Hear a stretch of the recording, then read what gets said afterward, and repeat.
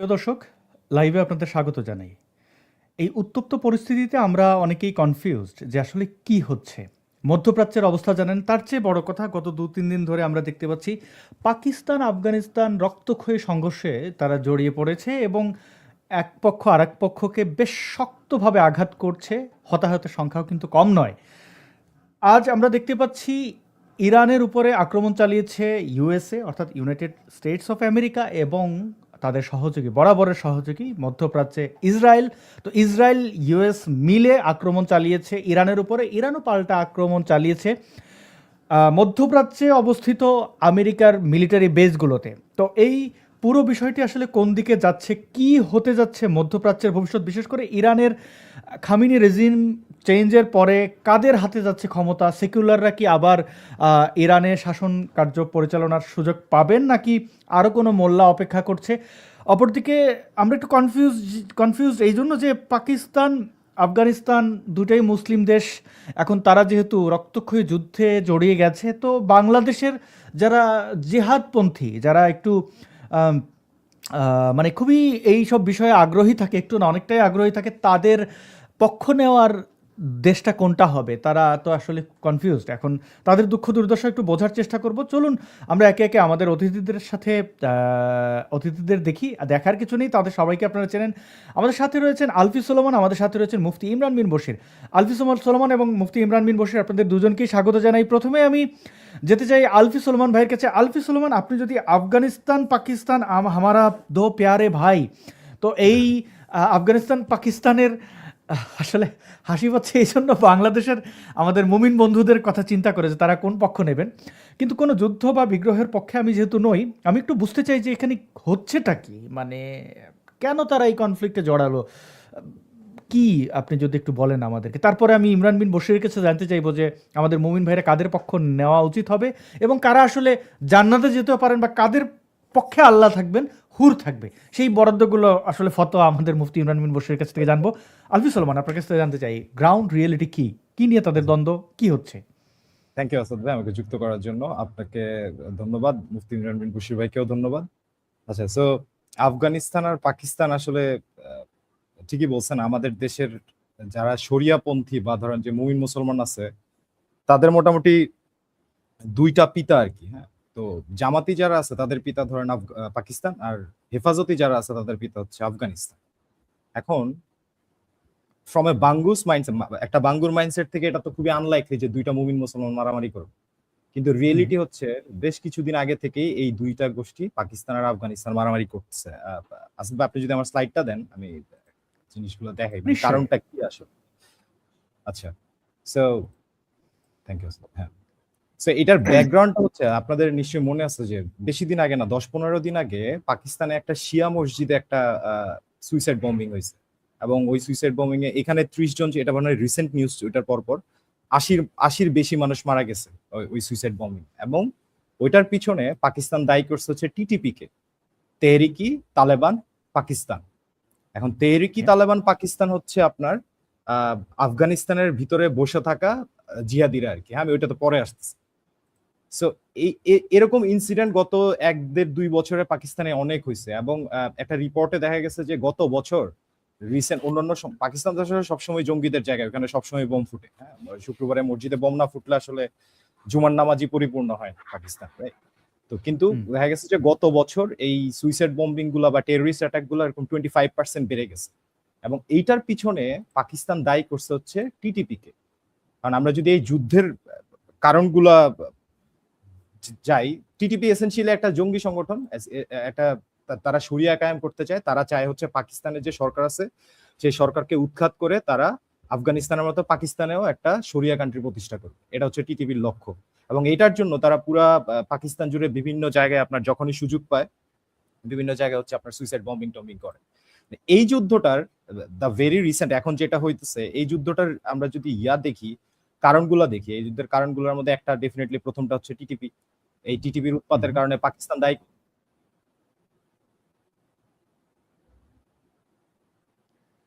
আলফি সলোমান, আমি বোধহয় আপনার শব্দ হারিয়ে ফেলেছি। ইমরান বিন বশির, আপনি কি শুনতে পাচ্ছেন আলফি সলোমানকে? না, ফ্রিজ হয়ে আছে, শুনতে পাচ্ছি না। আলফি সুলেমান যদি একটু আপনার মাইক্রোফোনটা একটু চেক করতেন। আমরা আলফি সুলেমানকে শুনছিলাম এবং আম এখানে কিছু একটা টেকনিক্যাল ত্রুটি ঘটেছে। আমরা নিশ্চয়ই আম আলফি সুলেমান ভাইকে আবার পাবো। তো আমরা দেখছিলাম আলফি সুলেমান আমাদেরকে দেখাচ্ছিলেন যে আসলে কি ধরনের সংঘাত বা এটার গ্রাউন্ড রিয়েলিটি কি? আম আফগানিস্তান পাকিস্তানের সাথে এই সংঘাত তৈরি হবে তার জন্য আসলেই আমরা অনেকেই প্রস্তুত ছিলাম না। বিশেষ করে আমাদের ইসলামপন্থী, জিহাদপন্থী যারা বন্ধুরা রয়েছেন তারা তো নয়ই। আলফি সুলেমান আপনাকে আবার স্বাগত জানাই। আপনি কি এখন আমাদেরকে শুনতে পাচ্ছেন? আনফরচুনেটলি আপনাকে কিন্তু আমরা শুনতে পাচ্ছি না। আপনার মাইক্রোফোনটা একটু যদি দেখে নেন যে কোন মাইক্রোফোনটা দেয়া আছে, এটার উপরে বাকিটা নির্ভর করলেও করতে পারে। তো প্রিয় বন্ধুগণ, আপনাদের কাছে একটু অনুরোধ থাকবে, আপনারা শেয়ার করতে পারেন। আমরা আজকে ইরান, ইউএস, ইরান, ইসরায়েল এবং আফগানিস্তান পাকিস্তান সংঘাতের গ্রাউন্ড রিয়েলিটি বুঝবো, এর ফিউচার কি হতে পারে সেটা একটু বোঝার চেষ্টা করব। এটা একাডেমিক ডিসকাশন অবশ্যই, এবং আপনাদের কাছে এটাই অনুরোধ যে আপনারা যারা মন্তব্য করছেন তাদেরকে যেমন ধন্যবাদ, তেমনি আপনারা যদি এটা শেয়ার করেন অনেকের কাছে হয়তো পৌঁছালো। তো সেটা একটা বিষয়। যেহেতু জিহাদিরা এই উপত্যকা নষ্ট করে তাদের শুধু কাল্পনিক একটা ইয়ে থেকে, একটা খায়েশ থেকে, একটা উন্মাদনা থেকে যে হ্যাঁ আমরা মানে কাফেরদেরকে মেরে ফেলবো, এই করব সেই করব। এখন দুই দিকেই ব্যাকফুটে রয়েছেন আমাদের সেই জিহাদি বন্ধুরা। একদিকে হচ্ছে আপনারা দেখতে পাচ্ছেন যে আমেরিকা যেহেতু বাংলাদেশের রেজিম চেঞ্জ করে দিয়েছে, তো তাই এনসিপি সহ অন্যান্য হার্ডকোর বা সফটকোর জঙ্গি গোষ্ঠী আমেরিকার গোলামে পরিণত হয়েছে। তো তারা তাদের প্রভু রাষ্ট্রের বিরুদ্ধে যাবে না, যে কারণে আপনারা দেখেছেন অনেকটা চুপ ছিল যখন ইরানের সাধারণ মানুষ রাস্তায় নেমে এসেছিলেন, এবং তখন খামিনি রেজিমের পক্ষে যাবেন নাকি আন্দোলনকারীদের পক্ষে যাবেন। কারণ আন্দোলনকারীদের পক্ষে গেলে তাদের সাথে বাংলাদেশে যেটা ঘটেছিল আওয়ামী লীগের পক্ষে যাওয়া হয়ে যায়, আবার যদি যদি সরকারের পক্ষে যায়, মানে সব মিলে আন্দোলনকারীদের পক্ষে গেলে আমেরিকার বিরুদ্ধে চলে যাওয়া হচ্ছে, সব মিলিয়ে মানে তারা একটা দোদুল্যমান অবস্থা ছিল। এখন এইবার যে আফগানিস্তানের সংকটটা, এটা আরও তীব্র। দুইটাই পেয়ারে মুসলিম দেশ, আফগানিস্তান এবং পাকিস্তান। আফগানিস্তানে রয়েছে তালেবান এবং পাকিস্তানে রয়েছে জামাত শিবির রাজাকারদের আইডল সেই জামাত বা তাদের পাকিস্তান। পেয়ারে পাকিস্তান তো অনেক পুরনো পেয়ারে পাকিস্তান। আলফি সুলেমান, আপনাকে আমরা স্টিল শুনতে পাচ্ছি না। আপনার ডিভাইসটা যদি একটু রিস্টার্ট করতেন তাহলে বোধহয় এটা সলভ হইলেও হইতে পারতো। আপনি যদি একটু কথাও বলতেন আমরা একটু চেক করে নিতাম। না আলফি সুলেমান, আপনাকে আমরা শুনতে পাচ্ছি না কোনোভাবেই। আপনার ডিভাইসটা একটু রিস্টার্ট করেন তাহলে এটা ঠিক হয়ে যাবে আশা করি। তো প্রিয় বন্ধুগণ, আপনারা দেখলেন এখন আফগানিস্তান পাকিস্তানের দ্বন্দ্বের মধ্যে কিন্তু এটা আরও বেশি সংকট যে আমাদের মুসলমান বন্ধুরা কাদের পক্ষে যাবেন। কারোর পতন বা কারোর জয় তো কামনা করতে পারেন না। এখন এই প্রশ্নটা কেন, আপনারা হয়তো অনেকে ভাবছেন আমি কেন এটা নিয়ে কনসার্ন। আমি কনসার্ন এই জন্য বিশ্বের হ্যাঁ এখন শুনতে পাচ্ছি একদমই পরিষ্কার। জি, আপনি স্লাইডটা আনতে থাকুন। আমি একটু দর্শকদের বলি যে বিশ্বের যেখানেই দুটো পক্ষের মধ্যে দ্বন্দ্ব হয় তখন বাংলাদেশের মুসলমানরা চোখ বন্ধ করে তাদের ফ্যানাটিসিজমের সাথে যুক্ত কোনো গোষ্ঠী থাকলে তাদের পক্ষ নেয়। মানে এখানে ন্যায় অন্যায়ের ব্যাপার তাদের কাছে থাকে না, তাদের কাছে মাপকাঠি একটাই যে কে বেশি মুসলমান। আপনারা দেখেছেন ইউক্রেন রাশিয়ার যুদ্ধের সময় তারা কনফিউজড হয়ে গেছিল কার পক্ষে যাবে, কারণ এই দুইজনের মধ্যে কেউই ওইভাবে ইসলামপন্থী না। তো তুরস্কের মতো কোনো দেশ বা তুরস্কের প্রধানরা যে কত বড় বর্বর, বা আফগানিস্তানের যারা পরিচালক রয়েছে তারা কতটা বর্বর, বা ইরানের যারা দেশ পরিচালনা করছে খামিনি রেজিম তারা কতটা বর্বর, এটা আসলে তাদের কাছে কনসার্ন না। তাদের কাছে কনসার্ন হচ্ছে যে কে মুসলিম, অর্থাৎ পক্ষ নেবে হচ্ছে ধর্ম দেখে। আপনারা দেখেছেন হামাসের মতো সন্ত্রাসীরা গাজা উপত্যকাকে ধ্বংস করার জন্য সেই 7th of October যে অতর্কিত হামলা এবং হামলা পরবর্তী গাজা ধ্বংস হয়ে যায়, পুরো সময়টাতে কিন্তু বাংলাদেশের মুসলমানরা বিশেষ করে ফ্যানাটিকরা তারা boycott Israel, boycott Coca Cola, boycott এই বয়কট সেই করে মূলত হামাসি সন্ত্রাসীদেরকে প্রশ্রয় দিয়েছে, তাদের হামলাকে উল্লাস হিসেবে দেখিয়েছে। আজকে গাজা ধ্বংস হয়ে গেল, তারা কিন্তু কিছুই করতে পারেনি। আসলে এইভাবে পক্ষ নিয়ে কিছু করা যায় না, শান্তির পথ ছাড়া। শান্তির পথে তারা হাঁটবে না। আলফি সুলেমান, আপনার কাছে আমরা যেতে চাই, আপনি যদি স্লাইড এনে আমাদেরকে আমার নেটওয়ার্কে হয়তো একটু ঝামেলা করছিল। সরি। ওকে, নো প্রবলেম। আপনি স্লাইড আনুন ধীরে ধীরে, কোনো অসুবিধা নেই। আমরা সেটা আচ্ছা দেখাচ্ছি। দর্শক, আপনাদের মন্তব্য শুনতে পাচ্ছিলাম। আমরা এখন চলে যাই আলফি সোলোমন যে দেখাবেন তার এই ডকুমেন্টগুলো, সেগুলো আমরা একে একে দেখি। চলুন প্রিয় বন্ধুগণ, আলফি সোলোমন ভাইকে সামনে আনছি এবং মিডিয়া প্রেজেন্টেশনে আলফি সোলোমন। ওকে, আমরা সবই পেয়ে গেছি। আলফি সোলোমন, আপনি আমাদেরকে একে একে ব্যাখ্যা করে সরি, অ্যাজ যাচ্ছেন। আই ওয়াজ সেইং, সো এটার কারণটা হচ্ছে টিটিপি গত 1.5-2 বছরে পাকিস্তান, আমি জানি না তখন আমার কথা কতটুকু শোনা গেছিল। তো টিটিপি গত 1.5-2 বছরে পাকিস্তানের বিভিন্ন জায়গায় বেশ অনেকগুলা জঙ্গি হামলা করছে, এবং টিটিপির উদ্দেশ্য হচ্ছে তারা পাকিস্তানের মধ্যেও একটা, পাকিস্তানের যে বর্তমান সরকার আছে সেই সরকারকে উঠায় দিয়ে সেখানে একটা শরিয়া কায়েম করবে আফগানিস্তানের মতো। এন্ড পাকিস্তানের কমপ্লেইনটা হচ্ছে আফগানিস্তান এই টিটিপি কে তাদের জায়গাতে, তাদের ভূমিতে জায়গা দিচ্ছে। এবং টিটিপিও যেটা করে আসিফ ভাই, তারা পাকিস্তানের মধ্যে কোনো একটা জায়গায় ধরেন একটা সুইসাইড বম্বিং করলো, কোনো একটা টেররিস্ট অ্যাটাক করলো, করে সুন্দর মতো আফগানিস্তানে ঢুকেছে, রাইট? তো এইটা হচ্ছে ওকে। পাকিস্তানের আফগানিস্তানের উপর complain. So TTP one of the reason এই যুদ্ধটার। 2 নাম্বার রিজন হইতেছে যে পাকিস্তানের সাথে আফগানিস্তানের সবসময় বর্ডারে একটা স্পেসিফিক জায়গা নিয়ে, ওই যে হুম। ব্রিটিশরা ভাগ করে দিয়ে গেছে, ওইখানে একটা স্পেসিফিক জায়গা নিয়ে তাদের সাথে সবসময় আসলে দ্বন্দ্ব ছিল। ওই জায়গাটা তারা বলতেছে আমাদের, ওরা বলতেছে আমাদের, আবার আফগানিস্তান ওই জায়গাটা রেকগনাইজ করে না, এটা নিয়ে একটা ঝামেলা ছিল। 3 নাম্বার এই কারণটাও ইম্পর্টেন্ট, সেটা হইতেছে আপনারা জানেন যে ইয়ার সময় যখন আমেরিকা ইয়েতে ছিল, আফগানিস্তানে আমেরিকা স্পেশাল অপারেশন চালাইতেছিল, তখন পাকিস্তান ইনডিরেক্টলি তালেবানকে সাহায্য করছিল। তো যখন 2022 সালে আর 21 সালে আমেরিকা যখন উইথড্র করছে আফগানিস্তান থেকে, তখন পাকিস্তান এক্সপেক্ট করছিল যে আফগানিস্তানে তারা তাদের ইনফ্লুয়েন্স রাখতে পারবে, আফগানিস্তান তাদের কথা শুনবে এন্ড হোয়াট নট।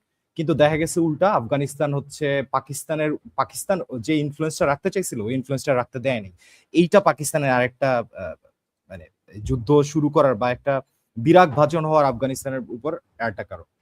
এন্ড টিটিপির কথা তো বললাম যে টিটিপি পুরো পাকিস্তান জুড়ে যে বিভিন্ন জায়গায় বোমাবাজি করতেছে, এরা বোমাবাজি করে আফগানিস্তানে ঢুকে যাচ্ছে, তখন পাকিস্তান ওদেরকে ইয়ে করতেছে। আর লাস্টলি যেটা আপনারা নোটিস করছেন গত 1-1.5 বছরে, তালেবান তালেবান সরকারকে কিন্তু আসলে ওয়ার্ল্ডের কোন সরকারই ওইরকম ভাবে রেকগনিশন দেয়নি, কিন্তু দেখা গেছে যে গত বছর তালেবানের ফরেন মিনিস্টার যে আছে, সে ইন্ডিয়াতে ভিজিট করছে এবং ইন্ডিয়ার সাথে তালেবানের একটা সম্পর্ক তৈরি করার একটা ভিত স্থাপন করছিল গত বছর। এটা নিয়ে তো ডেফিনেটলি ইন্ডিয়ার সাথে যেহেতু পাকিস্তানের সমস্যা, তো তালেবান ইন্ডিয়ার সাথে সম্পর্ক করলে তালেবানের সাথে পাকিস্তানেরও সমস্যা হবে। সো এই সবগুলা কারণ মিলায় আসাদ ভাই, সবগুলা কারণ মিলায়, এবং রিসেন্ট যে টিটিপির অ্যাটাক গুলো আছে, এই রিসেন্ট টিটিপির অ্যাটাক গুলো হচ্ছে নতুন এই যুদ্ধটারে ট্রিগার করছে আর কি। হ্যাঁ, আচ্ছা, অনেক ধন্যবাদ। আমাদের এখন ইমানের কি হবে যদি ভারত কাফের একটা দেশ হিসেবে এবং দেখেন আমাদের আসাদ ভাই, যুদ্ধটা মুসলমান? এমন জায়গায় গেছে যে 2 মুমিন মুসলমান, পাকিস্তান বলতেছে আফগানিস্তানের যে মুমিন আছে তাদের সাথে কোনো ডায়লগ না, যুদ্ধ চলবে, হুম। Open war. আর আমি জাস্ট এটা মানে মাইরা একটা আলবাম, জিনিস গুট্টা দেখা আলবাম। শেষ করে দেয় আসাদ ভাই, এই পোর্শনটা, সেটা হচ্ছে এখন তালেবানরা তো জঙ্গি ভাই, এরা তো সুইসাইড বম্বিং টম্বিং করে অভ্যস্ত। হ্যাঁ, তো যখন পাকিস্তান বললো যে ওদের সাথে এখন আমাদের যুদ্ধ হবে, আমাদের সেনাবাহিনী এদের সাথে যুদ্ধ করবে, তখন তালেবানের এই কমেন্টার ও বলতেছে যে তোমাদের ইয়া আছে, তোমাদের এই মিসাইল টিসাইল আছে, সমস্যা নাই, কিন্তু আমাদের কিন্তু সুইসাইড বম্বার আছে। হ্যাঁ, এই যে এই তালেবানের কমান্ডার, সে বলতেছে আমাদের সুইসাইড বম্বার আছে। আর লাস্টলি একটা জিনিস যেটার পরে আমরা ইয়া ভাইয়ের কাছে যাব, ইমরান ভাইয়ের কাছে যাব, সেটা হচ্ছে ইয়া ভাই, আসাদ ভাই, বাংলাদেশের যারা জঙ্গি আছে, যারা খিলাফত কায়েম করতে চায়, তাদের কাছে খুব প্রিয় পতাকা হইতেছে সাদা পতাকার উপরে কালো কালেমা লেখা, রাইট? আইসিস এর যে পতাকাটা আছে, তাদের খুবই রাইট। প্রিয়। এখন আমরা দেখতেছি আবার তাদের কাছে পাকিস্তানও প্রিয়, আফগানিস্তানও প্রিয়, কিন্তু ঘটনা হইতেছে এই কনফ্লিক্টের মধ্যে আমরা দেখছি যে পাকিস্তানের সেনাবাহিনী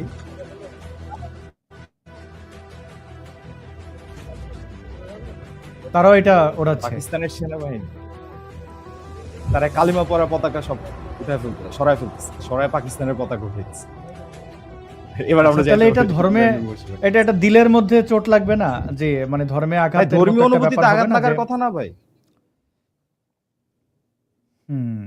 এটা একটা ধর্মীয় অনুভূতিতে আঘাত লাগার ব্যাপার না, মুমিনদের অনুভূতি তো, এটা তো ব্যাপকভাবে আঘাত লাগার কথা। আমি আবার চিন্তার মধ্যে ফেলাই দিলেন। জি, নিশ্চয়ই আমরা আবারও দেখতে পারি। আমাদের মধ্যে ইমরান বিন বশির যুক্ত হবেন। তিনি হয়তো একটু টেকনিক্যাল কারণে বের হয়ে গেছেন, তার ডিভাইসে প্রবলেম চলছে। অনেকে আমাকে প্রশ্ন করেছিলেন, জানতে চেয়েছিলেন যে ইমরান বিন বশিরকে অনেকদিন ধরে আপনারা দেখতে পাননি। এর কারণ ছিল একটু অসুস্থতার জনিত কারণ। এবং তার ফ্রেন্ড এনাম, তিনিও একটু অসুস্থ ছিলেন, একটু না অনেকটাই অসুস্থ ছিলেন, যে কারণে আমরা অনেক দিন তাকে পাইনি। ইমরান বিন বশির আবার যুক্ত হয়েছেন। ইমরান বিন বশির, আপনাকে স্বাগত জানাই। আমাদের আলফি সলোমন ভাই ব্যাখ্যা করছিলেন পাকিস্তান আফগানিস্তানের কনফ্লিক্টের পেছনের ঘটনাগুলো এবং তাদের মধ্যে যে কামড়াকামড়ি। এবার আমরা দেখতে পেলাম আফগানিস্তান পাকিস্তানের এই মারামারিতে অনেকেই মারা গেলেন। আমার সরল মনে প্রশ্ন, ধরেন আমি একজন সাচ্চা মুসলমান, গতকালকেই আমি আমি নাস্তিক কাফের থেকে পিনাকির মতো করে হঠাৎ করে মুসলমান হয়ে গেলাম। আমি স্বপ্নে দেখলাম আল্লাহ আমার এসে বলছে বা নবী আমাকে এসে বলছেন, উইথ ফুল রেসপেক্ট, মানে আমি তার প্রশ্নটা রাখি, এখন আমি কি করব? আমি আমি ধরেন ওইখানে তালেবানি বা পাকিস্তানি কেউ একজন, কোনো একজন মুজাহিদ, আমার তো এখন ইমানি যে জোশটা ছিল সেটা তো কমে যাবে না, কারণ আল্লাহ কার পক্ষে? দুইটাই মুসলিম দেশ এবং আমার বাংলাদেশি ভাইদের কাছে খুবই প্রিয়। এখন এই জায়গায় আমি ধরেন কালকে সুইসাইড বোম নিয়ে যাব বা মুজাহিদ হইয়া আমি যে ঝাঁপাই বড় আল্লাহ আকবার বইলা, আমার হুর কি নিশ্চিত? কারণ আমি মারা গেলে আমি পাবোটা কি? এই যে ধরেন মদের নহর, হুর, এগুলো তো আমাকে প্রলোভন দেখানো হয়েছে এবং এটা কোরআন হাদিস দ্বারা স্বীকৃত। মুফতি ইমরান বিন বশির আপনার কাছে ফতোয়া জানতে চাই যে এক্ষেত্রে আল্লাহ কার পক্ষে? আর আল্লাহ যদি ধরেন পাকিস্তানের পক্ষে থাকে আর আমি আফগানিস্তানের মুজাহিদ, তাহলে তো আমার ভাই এটা বৃথা হয়ে গেল, আমি তো ইমানের জোশটা পাইতেছি না। এই কঠিন পরীক্ষার মধ্যে আল্লাহ আমারে কেন ফেললেন? এটার থেকে আমার যদি একটু উদ্ধার করতেন। এটা খুব কঠিন। ধন্যবাদ আসাদ ভাই। আমি অনেকদিন পর আপনার সঙ্গে মুখোমুখি হলাম। ভালো লাগছে। তবে খুবই ভারাক্রান্ত আমি যে আসলে মানুষ হিসেবে যুদ্ধটা মানা যায় না আসলে। যে কেউ মরুক খারাপ লাগবে। এবং সত্যিকার অর্থে আমরাও তো আসলে ভাই-বোন মুসলিমই। সেই হিসেবে খারাপটা আমাদেরও লাগছে। আম শুধু মুসলিম হিসেবে না, যেকোনো মানুষ হিসেবেই কারো মৃত্যু তো আসলে কামনা করা যায় না। সেই হিসেবে সবাই আমরা ভারাক্রান্ত। কিন্তু ধর্মের ব্যাপারটা আসলে এখানে টেনে আনলে একটু হাস্যকর ব্যাপার হয়ে যায়। সেই কারণে আপনিও হয়তো হাসলেন।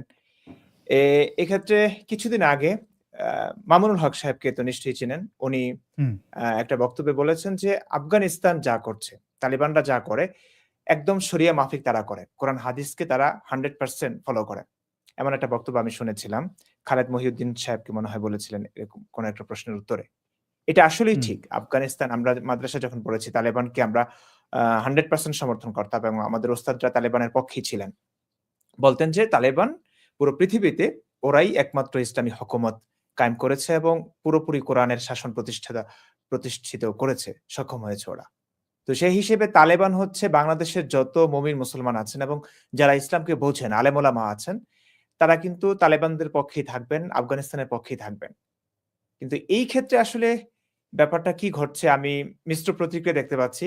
এই কিছুদিন আগেও যারা তালেবানের পক্ষে ছিলেন এখন দেখছি কেউ পাকিস্তানের পক্ষে আবার কেউ আফগানিস্তানের পক্ষে। মানে ব্যাপারটা আসলে ওদের মনেও সংশয় কিংবা দোদুল্যমান অবস্থা তৈরি হয়েছে। এটা শুধু এখনকার অবস্থা না ভাইয়া, ইসলামের সূচনা লগ্ন থেকে ব্যাপারটা চলে এসছে।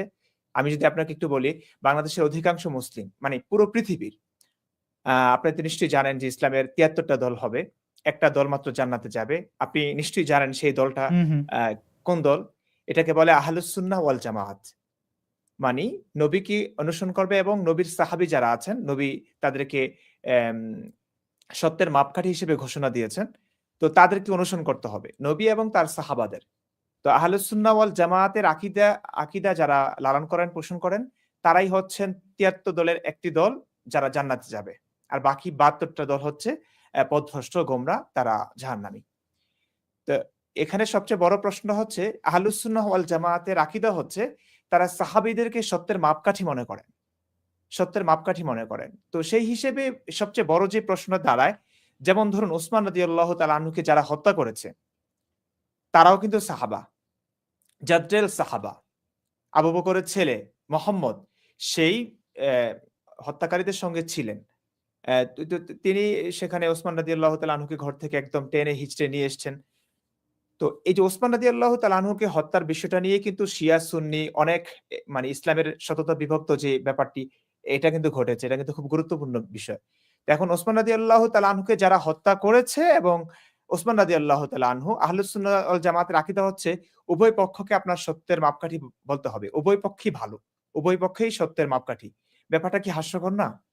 মানে ওসমান রাদিয়াল্লাহু তাআলা আনহু যিনি শহীদ হলেন তিনিও সত্যের পথে আছেন এবং তাকে যারা মেরেছে তারাও সত্যের পথে আছেন। মানে খুনি এবং নিহত ব্যক্তি দুজনকে আপনি সত্যের পথের পথিক বলছেন। ব্যাপারটা আসলে খুবই হাস্যকর। তো আহলুস সুন্নাহ ওয়াল জামাতের আকীদা কিন্তু এটাই। তারা ওসমান রাদিয়াল্লাহু তাআলা আনহুকে একজন সাহাবী হিসেবে সত্যের মাপকাঠি মনে করেন।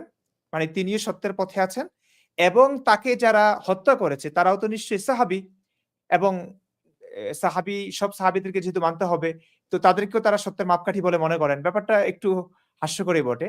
তো সেখান থেকে আপনি আমার দেখেন জি। না, আমার একটু সহজ করে বলেন না, কোন দলটা ওসমান ভাইয়ের পক্ষে? ওসমান ভাই ওসমান খলিফা ওসমানের পক্ষে, মানে কে? মানে আমি বুঝতে চাই যে জান্নাতটা কার? এখানে পাকিস্তান এখানেই খটকাটা, সত্যি নাকি এখানেই আফগানিস্তান? ইসলামের সূচনা লগ্ন থেকে আসলে এই খটকাটা শুরু হয়েছে। মানুষ আসলে কোন দিকে যাবে? আপনি দেখেন ইসলাম মুসলিমরা যত অমুসলিমদের সঙ্গে যত যুদ্ধ করেছে, বিগ্রহ করেছে, এতে এত মানুষ খুনাখুনি হয়নি। আপনি হুম, ইসলামের সর্বোচ্চ যে যুদ্ধগুলো, সেখানে সবকিছু মিলিয়ে আসলে জঙ্গে সিফফিনের কথা যদি বলি, মানে ২ সাহাবীর মাঝে চলমান যুদ্ধ। সেই যুদ্ধে ২ পক্ষের ৭০,০০০ মুসলিম। ভাই এখনকার যুগ না এটা। তখনকার মানুষই ছিল কম। মুসলিমরা হুম, ছিল কম। ৭০,০০০ মুসলিম মারা যাওয়া প্রায় ৭০,০০০, সিফিনের যুদ্ধ, ৬০,০০০ বলে। এর চেয়ে একটু কম বেশি বলা হয়। একেক ইতিহাস গ্রন্থের সংখ্যাটা একটু তারতম্য আছে। সর্বোচ্চ ৭০,০০০ যদি ধরি আমি, আপনি ৬০,০০০ই ধরেন না কেন? ৫০,০০০ই ধরেন না কেন? আপনি চিন্তা করুন তখনকার যুগে ৫০,০০০ মুসলিম নিহত হয়েছে, মারা গেছে এবং তারা কিভাবে মারা গেছে? মুসলিমদের হাতেই মারা গেছে।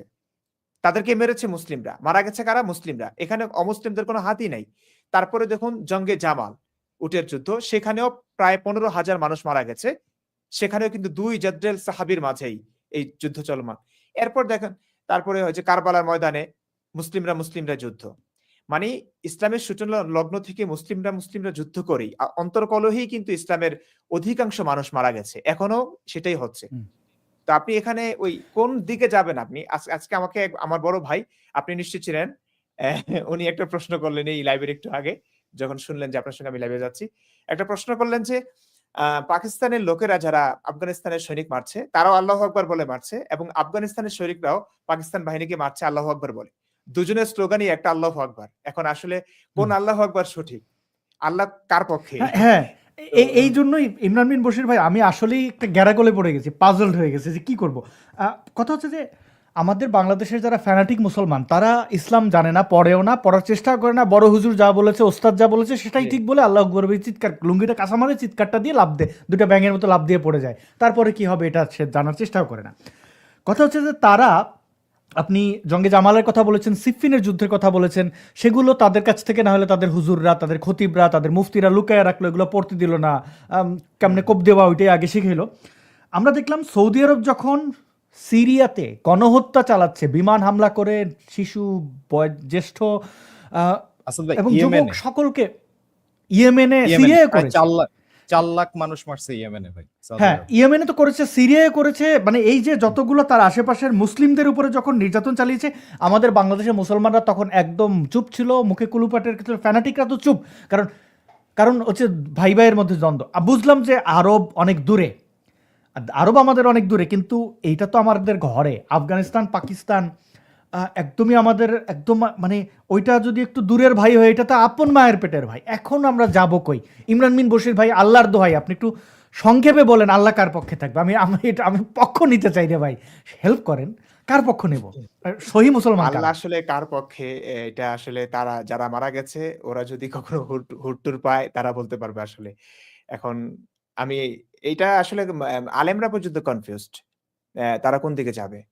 অ্যাম মানি পুরোপুরি। এই যে কিছুদিন আজকেই মনে হয় একটা পোস্ট দেখলাম, আমাদের আপনি চিনেন? ওই মুশফিকুর রহমান মিনার।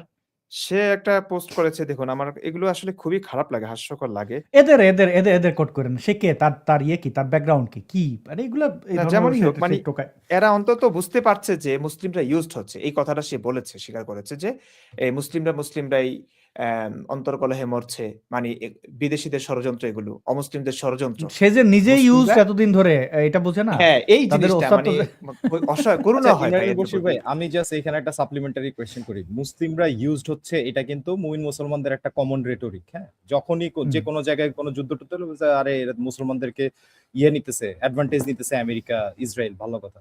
আচ্ছা, ইসলাম তো হচ্ছে সুপেরিয়র টু এনি আদার, মানে অন্য যে কোনো মতবাদের চেয়ে সুপেরিয়র না ইসলাম? তাইলে হুম। আপনি তো হুম। হচ্ছে আপনি একজন ইহুদি, আসাদ ভাই একজন কাফের, আমি জাস্ট কথার কথা বলতেছি। আপনারা আমারে ইউজ করবেন, আমি তো মুমিন মুসলমান, আমার সাথে তো আল্লাহ আছে। আপনারা আমারে ইউজ করলেই কি আমি ইউজ হব নাকি? আমি তো আপনাদের চেয়ে এটাই। সুপেরিয়র, আমি তো আপনাদের চেয়ে বেশি জ্ঞানী নাকি? তাইলে এই লজিকটা তো সেটাই। আসলে আমার মাথায় ঢুকে না এখন পর্যন্ত। না আসলে যারা বলছে যে মুসলিমরা ইউজ হচ্ছে, সেও কিন্তু ইউজ হচ্ছে। তো এটা বুঝতে পারছে না। ওই পাকিস্তান ইউজড হচ্ছে, এটা বুঝতে পারছে। আফগানিস্তানও যে ইউজড হচ্ছে, আমেরিকা যে তাকেও ব্যবহার করছে, এই জিনিসটা সে বুঝতে পারছে না। মানে সে নিজেও ইউজড হচ্ছে। আর কি বলবো? করুণা করুণা হয় আসলে। তার মানে আপনি এখন এবং এক আপনি যে কথায় এই বললেন যে আল্লাহ কার আল্লাহু পক্ষে আপনি আকবরের নিজেও কথা জানেন না। বললেন, না আল্লাহ নিজেও জানবে না এটা। আল্লাহও আস্তাগফিরুল্লাহ। কনফিউজড হবে যদি একজন থেকে থেকে না থাকে। আসাদ ভাই মানে দেখেন, এই যে ওরা পাকিস্তান যেখান থেকে বোম মারতেছে, ওরা মুফতি ভাই যেটা বললো, পাকিস্তান বোম মারার সময় আল্লাহু আকবার বলতেছে, আফগানিস্তান বোম মারার সময় আল্লাহু আকবার বলতেছে। আবার যেই পাকিস্তানি বোম মারতেছে ও রোজা রাখছে, এখন তো রমজান মাস, রাইট? যে আফগানিস্তানি বোম মারতেছে ও তো রোজা রাখছে, দুজনই আবার নামাজে বলতেছে আল্লাহ আমাদের সহায়তা করো, আমাদের জিতে দাও। তো তাহলে তো মুফতি ভাই তো আরো ঠিকই বিগ বলছে যে আল্লাহই কোয়েশ্চেন। তো বিশাল বিপদ আছে। এটা তো আসাদ আরো বড় ভাই কোয়েশ্চেন। আমি একটা ইমরান বিন বশির ভাই, এখন হারামের মাস চলছে, রোজা, রমজান, শয়তান বন্দি, তাহলে মারামারিটা করতেছে কে? ধর্ম ভাই এখানেই শেষ হয়ে যায় আসলে যদি মানুষের কমন সেন্স থাকে। আপনি চিন্তা করুন নবী শুনিয়েছেন আমাদেরকে রমজান মাসে শয়তান বন্দী হয়েছে। অথচ রমজানের আগে ভালো ছিল। রমজানে দেখা যায় মানুষ পাপ শুরু করে। মাদ্রাসায় বলাৎকারের কথা নাই বা বললাম। গত বছর তো এটা নিয়ে ভিডিও বানিয়েছি আমি। রমজানে বেশি হয় মাদ্রাসাগুলোতে। তো পাপের আসলে শয়তান ব্যাপারটাই তো হাস্যকর একটা ব্যাপার নবীর কথা। সেদিকে আমি যাচ্ছি না। আসলে ধর্ম টানলে কিছুই থাকে না। এগুলো জাস্ট কিছুদিন হয়তো মানুষ বিশ্বাস করবে এবং যাদের আসলে মস্তিষ্ক খুবই লো কাজ করে। আপনি দেখুন আসাদ ভাই আমি একটা জিনিস দেখালাম ওই যে আপনি যে প্রশ্নটা করলেন আসলে আল্লাহ কোন পক্ষে? পাকিস্তানের বিরুদ্ধে সশস্ত্র জিহাদ হারাম। এটা বলেছেন পাকিস্তানের নয় পুরো পৃথিবীরই অন্যতম একজন আলেম মুফতি তকি উসমানী নিশ্চয়ই আপনি নাম শুনেছেন। কত বড় আলেম উনার অ্যা সম্পর্কে যারা জানেন তারা নিশ্চয়ই জানেন। বাংলাদেশের একজন গুনবী মাহমুদুল হাসান গনভি হাফিজাহুল্লাহ উনি বলেছেন পাকিস্তানি সেনারা মুসলিম নয়, দলগতভাবে মোরতাদ। আপনি চিন্তা করেছেন আলেমরাও এখন যে দ্বিধা বিভক্ত হয়ে গেছে মানে কোন দিকে যাবে? তো এই কারণেই বললাম যে আল্লাহ আসলে কনফিউজড হয়ে যাবে যে আল্লাহ কোন দিকে কাকে? মানে আল্লাহর নাম করেই সবাই খুন খারাপি করছে। আল্লাহর নাম করেই সবাই মানুষ মারছে। তো আল্লাহ আসলে কার পক্ষ নিবেন সেটা তো আল্লাহই জানেন। এখন এটা মক্কা যখন হামলা চালানো হয়, আ আ মুসলিমদের নবী মোহাম্মদ তিনি মদিনা থেকে মক্কায় এসে আক্রমণ করলেন, তখন আম কোন মাস ছিল? সেটা কি নিষিদ্ধ সময় ছিল নাকি যুদ্ধ করার জন্য, আক্রমণ করার জন্য বৈধ সময় ছিল? কোনটা? কোনটা? জিলকদ, জিলহজ, মানে ওই সময় কি নিষিদ্ধ মাস ছিল? জিলকদ, জিলহজ সহ অন্যান্য মাসগুলোকে যেগুলোকে নিষিদ্ধ মাস বলা হয়। মানে মারামারি কাটাকাটি নিষিদ্ধ করা যাবে না। মাসেও নবী যুদ্ধ করেছে। নিষিদ্ধ হুম। মাসেও নবী আসলে ইসলামের ক্ষেত্রে কিছুই আ মানে কোন আইনই ফলো করতেন না নবী। কারণ নিষিদ্ধ এ মাসসমূহে মানুষ যুদ্ধ করত না কিন্তু আবার কখনো এরকম হয়েছে নিষিদ্ধ মাসে যুদ্ধ করেছেন নবী। আচ্ছা, আল্লাহ আমাদের ঈমান ও সবকিছুর আখলাক। নজির আছে ইসলামে। মানে আল্লাহকে ব্যবহার করে সবকিছুই জায়েজ হয়ে যায়। হালাল হয়ে যায়। হুম, ওকে, আমরা আল্লাহ আমাদের ঈমান ও আখলাক আরো মজবুত করার তৌফিক দান করুন। আলফি সুলেমান, আপনি যদি আমাদেরকে একটু ইয়ে করতেন যে এখন আমরা তো এক সমস্যার সমাধান মুফতি সাহেবের কাছে ইয়ে করতে পারলাম যে আল্লাহ পাকিস্তান আফগানিস্তানের কার পক্ষে। আম, এখন তো আরো উত্তেজনা ইরান এবং ইসরায়েল এবং ইউনাইটেড স্টেটস। আমরা দেখলাম যে ডোনাল্ড ট্রাম্প বলেছেন স্পষ্টভাবে তার বক্তব্যে যে they will never have a nuclear weapon. এখন তাদেরকে কোনোভাবেই নিউক্লিয়ার ওপেন থাকতে দেব না এবং ইরানের রেজিম চেঞ্জের জন্য খমিনিয়ান গ্যাং সে ধূলিসাৎ করে দেবে, এটা ট্রাম্প একদমই স্পষ্ট করে বলেছে। আমি তার বক্তব্যটা কয়েকভাবে শুনেছি। বেঞ্জামিন নেতানিয়াহু, যিনি কিনা ইসরায়েলের প্রেসিডেন্ট, সে হিব্রু ভাষা বক্তব্য দিয়েছে, সেটা ট্রান্সলেশন আমি পড়েছি, দেখেছি। তাদের দুইজনের বক্তব্য একই এবং দুই শক্তি মিলে যেহেতু বলছে, অলরেডি আমরা দেখতে পাচ্ছি, একটু যদি স্লাইড দেখি, ইরানের সাধারণ জনতা তারা কিন্তু আনন্দে ইয়ে করছেন, মানে আমরা একটু দেখি, নাচছে তারা, ইরানিয়ানরা নাচছে। আমেরিকার হামলা ইরানের জনগণ নাচছে, কারণ তাদের উপরে এতটাই অত্যাচার চালিয়েছে এই খামেনি রেজিম, এই মোল্লা রেজিম। এবং আমেরিকার ইয়ের পরে আরও একটা জিনিস আমরা দেখতে পাই, দেখেন, প্রথম যখন নারীরা হাসছে, তারা হাসছে। Boy, Beethoven. এইটা হচ্ছে খমিনির একদম মস্তক বরাবর বাসভবন, হামলা করেছে, বাসভবনে হামলা করেছে। এখন 72 হুর নিশ্চিত হয়েছে কিনা আমরা সেটা নিশ্চিত না, তবে সেটা নিশ্চয়ই। তো ইরানের নাগরিকদের আমরা দেখলাম, কিন্তু হরমুজ প্রণালী থেকে এই জ্বালানি সরবরাহ স্থগিত করলো শীর্ষ তেল কোম্পানিগুলো। এটা একটা যেমন ইয়ে রয়েছে। আমরা জানি যে এই একটু আগে যেটা আফগানিস্তান পাকিস্তান নিয়ে আমাদের ইমরান বিন বশির ভাই আমাদের সমাধান দিতে পারলেন, আপনি কি সমাধান দেবেন? আমরা যদি এখানে চিত্রগুলো দেখি, খামেনির আশেপাশের সব কটাকে 72 হুর নিশ্চিত করে দিয়েছে ইসরায়েল তাদের এই প্রিসাইজ হামলাগুলো। ইন্টারেস্টিং, আমি এটা বলবো না চমৎকার, আমি বলবো না বাজে, আমি বলবো যে জাস্ট ইন্টারেস্টিং। এটা বর্তমান বিশ্বকে তাক লাগিয়ে দিচ্ছে প্রিসাইজ অ্যাটাকগুলো। আমাদের যদি একে একে বলতেন হামাস সহ এই যে প্রক্সি চালাইতো যারা যারা তাদেরকে হুর নিশ্চিত করা, না, এই ইয়া ভাই, পুরো আসাদ বিষয়টা ভাই, আমাদের আপনি থাকতে বলেন। আপনি তো ইন্টারেস্টিং বলতেছেন একটা মানবিক জায়গা থেকে, কিন্তু এটা আসলে অ্যান্টি টেরোরিজমের জায়গা থেকে যদি আপনি চিন্তা করেন, এটা একটা প্রেসিডেন্ট, তাই না? যেই হামাসের যে ইসমাইল হানিয়া, সে যে ইরানে গেছে, সেই ইরানে যে অ্যাপার্টমেন্টে ছিল, সেই অ্যাপার্টমেন্টে তাকে এলিমিনেট করা হয়েছে। এবং 7th অফ অক্টোবর যারা ঘটাইছে ইসরায়েলের ভিতরে, 7th অফ অক্টোবর যারা ঘটাইতেছে, প্রত্যেককে টার্গেট করে করে করে করে ইসরায়েল এলিমিনেট করছে। এখন এখন এই যে হামাসের যে জঙ্গিগুলারে মারছে, মানে এদের জন্য তো আমার মানবতা জাগে না। আমার এদের জন্য মানবতা জাগে না, বিকজ ইসরায়েলের মানুষ এবং গাজার মানুষজন সবাই এদের হাতে জিম্মি। এদের কারণে ইসরায়েলের মানুষও মারা যায়, এদের কারণে গাজার মানুষও মারা যায়। সো আমার আসলে এদের জন্য মানবতা জাগে না। এবং আসাদ ভাই, আপনি ঠিকই বলছেন যে ইরানিয়ান মানুষরা আসলে কেন সেলিব্রেট করবে না। আমি আসাদ ভাই, আমি একটু স্লাইডটা দেখাই, তাহলে ব্যাকগ্রাউন্ডটা দিলে আপনি বুঝবেন যে কেন। আমরা একটা ডিসকাশন করছিলাম এর আগের বার, ইফ ইউ রিমেম্বার, ওইখানে কিন্তু আমরা বলতেছিলাম যে মিডল ইস্টের চারপাশে বিল্ড আপ করতেছে আমেরিকা এবং যে কোনো সময় অ্যাটাক হবে। এখন ওইদিকে আমি আসতেছি আর কি, যে এটার ব্যাকগ্রাউন্ডটা কি, ব্যাকগ্রাউন্ডটা একটু দেখি। সেটা হচ্ছে যে আপনারা জানেন যে গত বছরে ইসরায়েল এবং ইরানের মধ্যে একটা 12 ডেজ ওয়ার, 12 দিনের একটা যুদ্ধ হয়েছে। এবং সেই 12 দিনের যুদ্ধের 12তম দিন হচ্ছে আমেরিকা জয়েন করছে। তার আগের 12 দিন ইসরায়েল ইরানের ভিতরের আপনার ইন্টেলিজেন্স অফিস থেকে শুরু করে আইআরজিসির হেডকোয়ার্টার, বাসিজের হেডকোয়ার্টার, ইনফ্যাক্ট ইরানের রাষ্ট্রীয় যে টেলিভিশন থেকে শুরু করে সব জায়গায় ওদেরকে হামলা করছে। এবং এই হামলাতে, এটা কোনো ইনসিগনিফিকেন্ট হামলা না আসাদ ভাই, এই হামলাতে আইআরজিসি হচ্ছে ইরানের দুইটা মিলিটারি আছে, দুইটা প্যারালাল মিলিটারি আছে। একটা হচ্ছে রেগুলার মিলিটারি, আর আরেকটা হচ্ছে আইআরজিসি হচ্ছে আয়াতুল্লাহ খামেনির যত জঙ্গিবাদী কাজকর্ম আছে, এগুলো সব হচ্ছে আইআরজিসি করে। ইনফ্যাক্ট হিজবুল্লাহরে বানাইছে হচ্ছে আইআরজিসি। হ্যাঁ, হিজবুল্লাহরে বানাইছে হচ্ছে আইআরজিসি। সো সেই আইআরজিসি টপ জেনারেল, টোটাল 27 থেকে 28 জন টপ জেনারেলকে ইসরায়েল হচ্ছে এলিমিনেট করে ফেলছে আসাদ।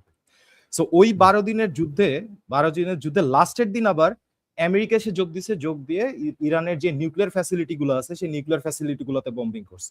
তখন থেকেই ইরানের কাছে আমেরিকার কথা ছিল একটাই, তোমরা কোনোভাবেই নিউক্লিয়ার এনরিচ করতে পারবা না।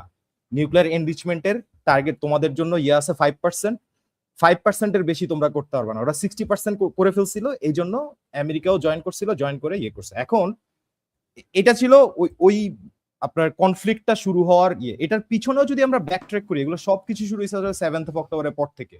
এই যে ইসমাইল হানিয়াকে মারা, হাসান নাসরুল্লাহ কিন্তু খামেনির পরে শিয়াদের কাছে সর্বোচ্চ নেতা ছিল হাসান নাসরুল্লাহ। সে হাসান নাসরুল্লাহ একটা প্রশ্ন দর্শকদের একটু মাঝখানে আমি দর্শকদের একটু এঙ্গেজ করি।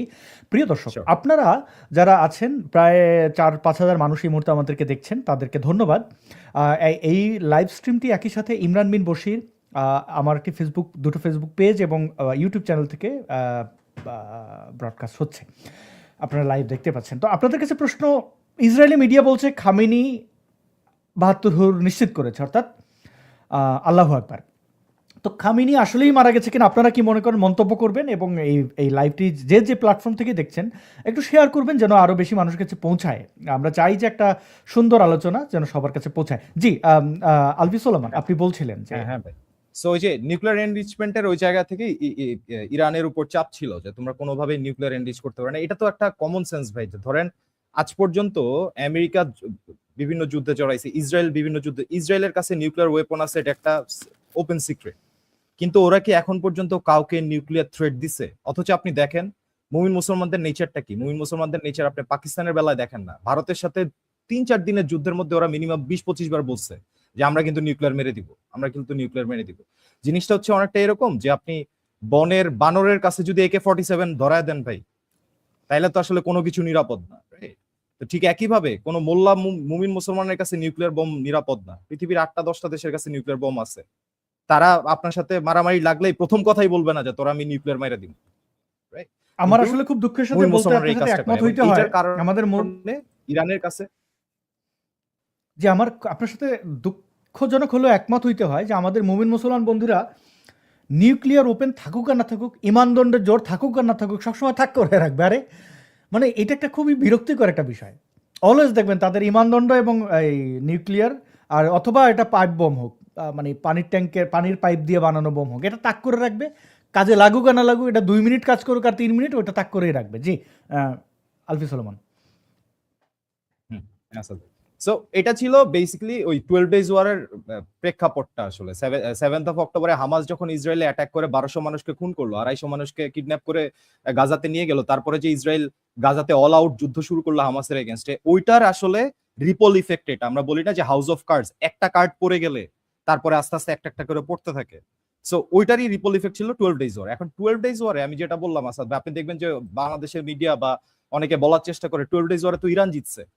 একটা একটা একটা মিলিটারিতে একজন জেনারেল হইতে দশকের পর দশক লাগে ভাই। সেই আবার একটা যে কোনো মিলিটারির মধ্যে অনেকজন জেনারেল থাকে যারা হচ্ছে টপ টিয়ার। এরকম 28-30 জন জেনারেলকে মেরে ফেলার পরেও কোনো মিলিটারি জিতে গেছে এটা আমার জানা নেই ভাই এখন পর্যন্ত। জেনারেলরা হইতেছে অনেকটা ধরেন যে মন্ত্রী, এবারে ওই যে দাবা খেলায় মন্ত্রী নৌকা এগুলো আছে না, ওইরকম আর কি। আপনি জেনারেলরে মেরে ফেললেন, তারপরে দাবি করতেছেন আপনি জিতে গেছেন। That's beside the point. মুমিনরা কি বলে না বলে, দ্যাটস বিসাইড দ্য পয়েন্ট। এবং দেখেন আসাদ ভাই, এটা কিন্তু হচ্ছে বাটা জুতার শোরুম না ভাই, বাটা জুতার শোরুম না। ওই 12 ডেজ ওয়ারের যে জেনারেল গুলো মারা গেছে ইরানে, সেই জেনারেলদের কফিন সাজানো থরে থরে গত বছরে। কফিনগুলো এরকম চৌবাচ্চ, আচ্ছা 4 কোণা দেখা যাচ্ছে, কিন্তু এগুলো লম্বা লম্বা ভাবে রাখা। আচ্ছা হ্যাঁ, দেখে মনে হইতে পারে যে কারো এটা বাটার শোরুম আর কি, কিন্তু এটা বাটার শোরুম না, এটা হচ্ছে জেনারেলদের কফিন। এবং এই জেনারেলরা যে মারা গেছে তাদের নিয়ে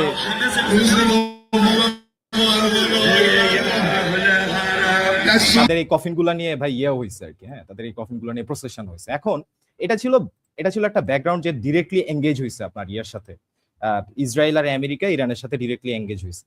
এরপরে আপনারা জানেন, এটা নিয়ে আমরা লাইভও করছি আসাদ ভাই, যে ইরানের সাধারণ মানুষজন এই খামেনির জঙ্গিতন্ত্রের উপর অতিষ্ঠ হয়ে তাদের বিরুদ্ধে যে প্রোটেস্ট শুরু করছিল, যে সরকার পতনের আন্দোলন, যে আমরা ডেথ টু খামেনি, ওদের স্লোগান ছিল যে স্বৈরাচারের পতন হোক, খামেনির পতন হোক, এরকম স্লোগান দিয়ে বিভিন্ন জায়গায় আন্দোলন শুরু করছিল। এবং এই আন্দোলন কিন্তু এমন পর্যায়ে চলে গেছিল যে ইরানের রেজিম পড়ে যাবে যাবে অবস্থা। তখন খামেনি এমন ক্র্যাকডাউন চালাইছে ভাই, আমি কিন্তু এটা অন্য কোনো নিউজ আউটলেট দেখাইতেছি না। টাইম ম্যাগাজিন, আপনারা জানেন যে ওয়ার্ল্ডের রিনাউন্ড এবং সবচেয়ে ক্রেডিবল নিউজ আউটলেট গুলোর একটা, সে টাইম ম্যাগাজিনের রিপোর্টে আসছে যে সেই প্রোটেস্টে ভাই 30,000-এর বেশি ইরানিয়ান প্রোটেস্টারদেরকে মারছে। এবং এরা কারা? এরা কিন্তু ইরানের সাধারণ মানুষজন। আপনারা মাসা আমিনি আন্দোলনের কথা মনে আছে, তখন ইরানের মেয়েদের উপর মানে জাস্ট ক্র্যাকডাউন চালাইছে খামেনি। ঠিক একইভাবে এবার যারা প্রোটেস্ট করছে তাদের উপর মানে ভয়াবহ ধরনের ক্র্যাকডাউন চালাইছে। লাশের স্তূপ পড়ে গেছে পুরো ইরান জুড়ে। 30,000 মানুষ ভাই 8-10 দিনে মারা, এটা তো আসলে একটা সাইকোপ্যাথের পক্ষেও সম্ভব না, তাই না সাদ ভাই? একদমই তাই। সো এই ঘটনা ঘটছে এবং তখন হ্যাঁ সাদ ভাই বলেন। না না না, আপনি কন্টিনিউ করেন। আমি দুঃখিত, মাঝখানে একটু জানতে চাইবো যে এই যে এত কিছুর পর এখন খামেনি যদি 72 হুর নিশ্চিত করে, তাদের তো অন্যান্য পাইপলাইনে তো আছে এরকম জঙ্গি। তো আসলে কি মানে ইউএস এর উদ্দেশ্যটা কি, সেটাও যদি আপনি বলতেন আর কি। আপনি আপনার মতো করেই বলে যান স্লাইড অনুযায়ী, আমরা একটু বুঝবো পরে। আচ্ছা ভাই, এইটা একটা ভালো কোয়েশ্চেন আপনি করছেন যে খামেনিরে মেরে ফেললে তো অন্যান্য জঙ্গি আসবে, কিন্তু অন্যান্য জঙ্গি আসার চান্সেসটাও কম কেন? আমি এইখানে আমার এই স্লাইডের মধ্যে কোনো আনকনফার্ম রিপোর্ট আনি নাই, কিন্তু আমি সন্ধ্যার পর থেকে, বাংলাদেশ সময় সন্ধ্যার পর থেকে আমি অনেক টপ জেনারেলস, আলী শামখানি থেকে শুরু করে ইরানের প্রতিরক্ষা মন্ত্রীরাও কিন্তু ভাই মোটামুটি জান্নাতে পাঠিয়ে দিচ্ছে। এবং আপনি যে অনেকে কমেন্টে লিখছে না যে খামেনি মারা গেছে, আপনার সাথে লাইভ করার 1 ঘন্টা আগে থেকে আমি এই রিপোর্টও পাচ্ছিলাম, কিন্তু আমি কনফার্ম হওয়ার আগ পর্যন্ত বলতে চাই না আর কি যে খামেনি মারা গেছে, রাইট? এখন আপনি যেটা বলছেন যে খামেনি মরে গেল তো অন্যদেরকে বসাইতে পারবে, ওই চান্সেসটাও কম কেন? ওই যে 12 ডেজ ওয়ারে কিন্তু টপ জেনারেলদেরকে মারছে, অলরেডি মেরে ফেলছে। এবং এই স্ট্রাইকে এখন যে অপারেশন চলতেছে এটার মধ্যেও টপ জেনারেল, খামেনির ডান হাত বাম হাত যারা একদম আপার এশালনে আছে ক্ষমতা তাদেরকে কিন্তু এলিমিনেট করে দেওয়া হচ্ছে। ফলে ওই যে পাওয়ার ভ্যাকুয়ামটা ক্রিয়েট হয়ে গেছে। ফলে খামেনি মরে গেলেও আসলে ওইখানে কারে বসাবে না, রাস্তা থেকে তো কাউরে ধরে এনে তো বসাইতে পারবে না। তার মানে ব্যাপারটা So, এরকম, ওইটা আমরা যেরকম আমেরিকা বলি একটা প্রবাদ, ইসরায়েল নিশ্চিত করতেছে। হ্যাঁ ভাই, আমরা একটা প্রবাদ বলি না যে কার ঘাড়ে কয়টা মাথা। মানে আমরা চেষ্টা করি আমাদের বাইক চালাইতে গেলে হেলমেট আমরা পরি, কারণ মাথাটা আগে সেফ থাকার জন্য। এখন পুরুষের তো আসলে মাথা দুইটা। এখন আমার মনে হয় যে ইরানের ক্ষেত্রে বলতে হবে যে জেনারেলরা যদি অনেকটাই আল্লাহু আকবার করে ফেলছে, তাহলে এখন নিচের মাথা দিয়ে উদাহরণ দিতে হবে কার শরীরে কয়টা ইমানদণ্ড। মানে এখানে ক্ষমতায় বসে আবার মরবে নাকি, তাদের তো চিন্তা হুরের সাথে খেলাধুলা করা, নিচের মাথা নিয়ে চিন্তা। তো ভাই কার ধরেন আপনি শরীরে একটা কয়টা পলিটিক্যাল ইমানদণ্ড পার্টিতে যে আছেন এটা আসাদ ভাই। এই সাহস করবে? আসাদ ভাই ধরেন আপনি একটা পলিটিক্যাল পার্টিতে আছেন, আপনি হচ্ছেন একজন হুম। ওয়ার্ড লেভেলের নেতা, ওয়ার্ডের যে কোনো ওয়ার্ডের সভাপতি। হ্যাঁ, আপনি যে কোনো ওয়ার্ডের সভাপতি। এখন আপনি চিন্তা করেন তো, প্রধানমন্ত্রী, রাষ্ট্রপতি, সেনাবাহিনী প্রধান, প্রতিরক্ষা বাহিনী প্রধান, সব মন্ত্রী, এদেরকে সবাইরে মাইরা ফেলে আপনি তো ওয়ার্ডের নেতা ভাই, আপনি তো চিপা খুঁজবেন, আপনি কোথায় যায় লুকাবেন? নিশ্চয়ই আপনি তখন ক্ষমতায় বসার চিন্তা ভাবনা করবেন না, রাইট? আচ্ছা, সো না আমরা না, যে প্রোটেস্টের হ্যাঁ, কথা আমি কান্দা বলছিলাম পাচ্ছি। এই সাপেক্ষে একটা কথাটা বলা, একটা কথা বলা খুবই ইম্পর্টেন্ট। আপনারা ইরানের যে খামেনি রেজিম এবং ইরানের সাধারণ মানুষ, এদের মধ্যে কিন্তু আকাশ পাতাল পার্থক্য। আসাদ ভাই, আপনি নিশ্চয়ই আপনার আশেপাশে অনেক ইরানিয়ানদের সাথে মিশেন, তারা কি পরিমাণ স্বাধীন চেতা, তারা কি পরিমাণ শিক্ষিত এবং তাদের চিন্তা ভাবনা কত প্রোগ্রেসিভ, এটা নিশ্চয়ই আপনি নিজেই সাক্ষী, তাই না? হুম।